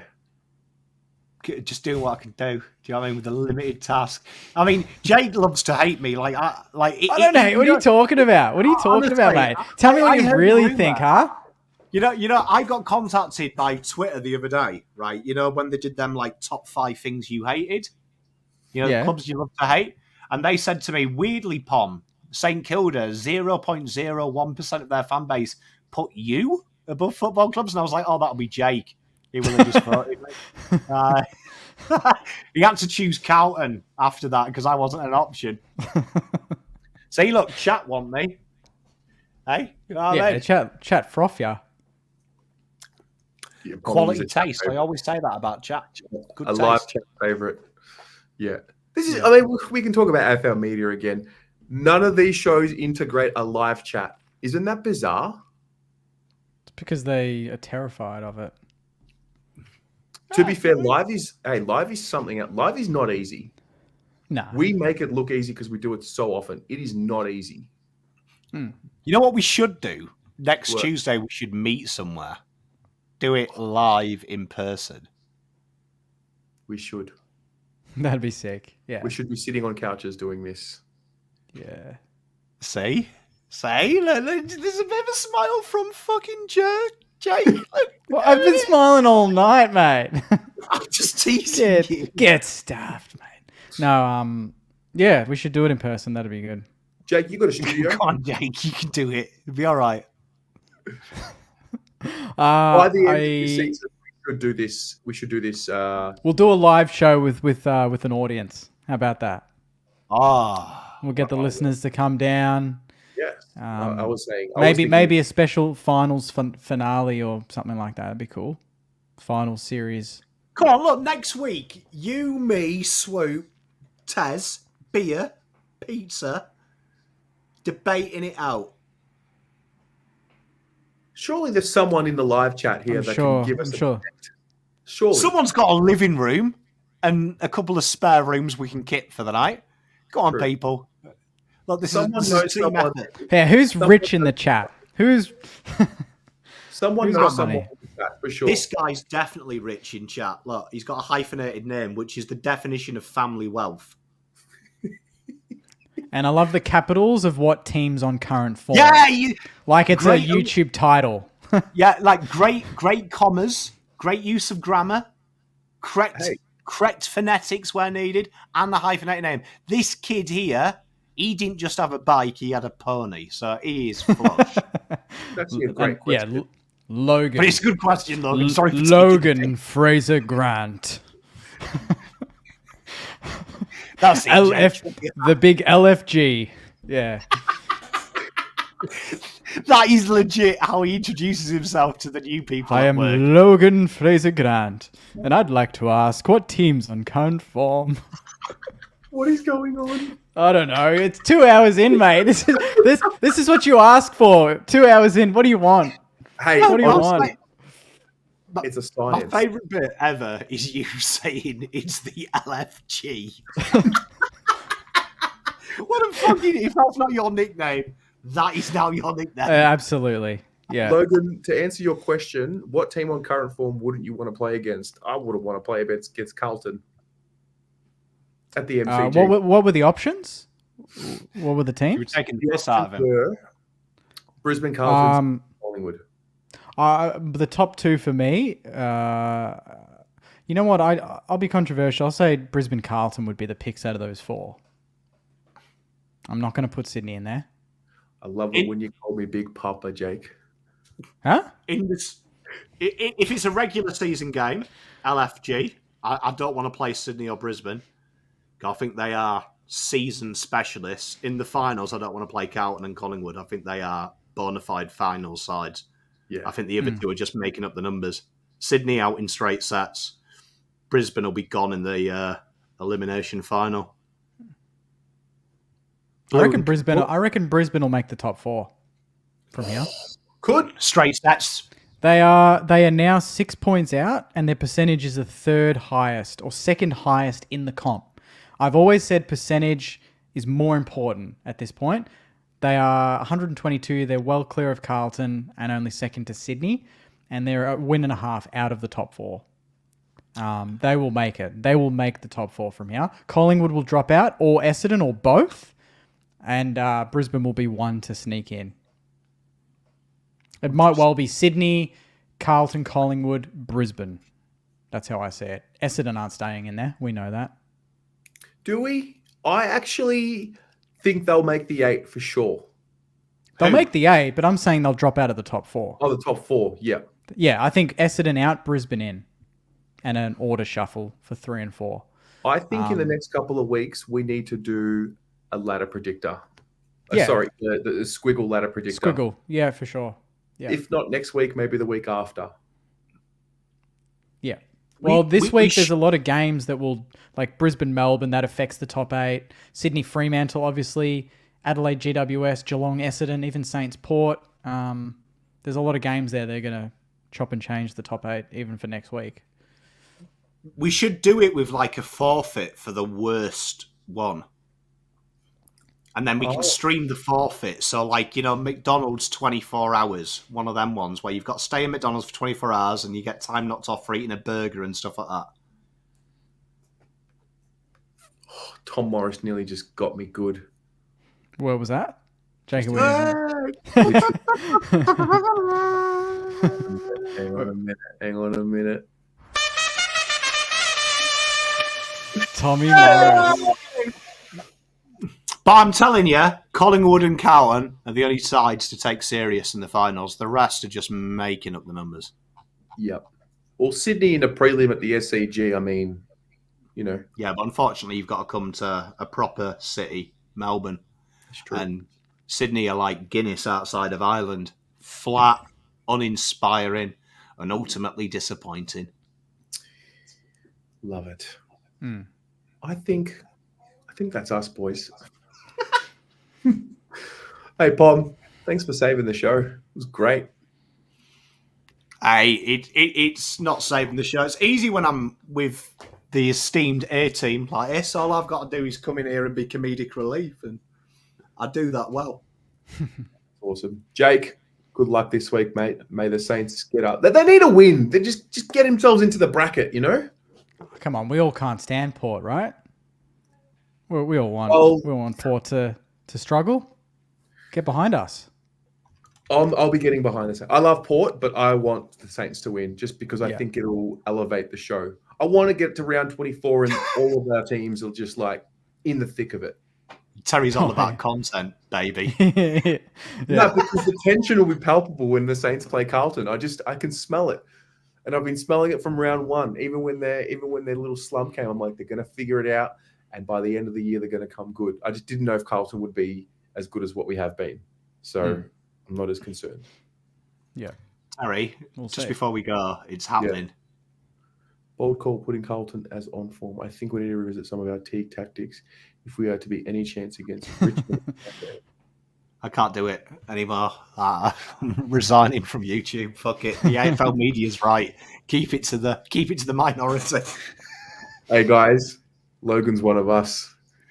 Hey, Logan, he's Scottish. It's all right. That means there's no posh people from Scotland apart from the royal family. So, well done. Just so you know, my last name's actually Scottish origin and probably pronounced in Afrikaans. And I have been called many different nicknames such as Ballbag, Ligma, Sugma, and Rusty Nuts. LFG. Elite. How's that pronounced in Afrikaans? Because No, that's Terry. a joke. Sorry. How did that one get through you? Pom. You're better than this. You're so better than this. Man. So better than this. Logan's a real one. Oh, Logan, I have edged that to first slip. I am walking back to the pavilion. Well played, Logan. Well played, mate. The walk of shame. It really is. The golden duck. All right. Ladies and gents, thanks for tuning in. Pommy, Jake, thank you. Thank Main you. team this week. Go everyone. Oh, Go say what the hell? Oh, that's the whole there? Mac thing. I don't know what happened there, but that scared me. Yeah. Hi, everyone. See you guys.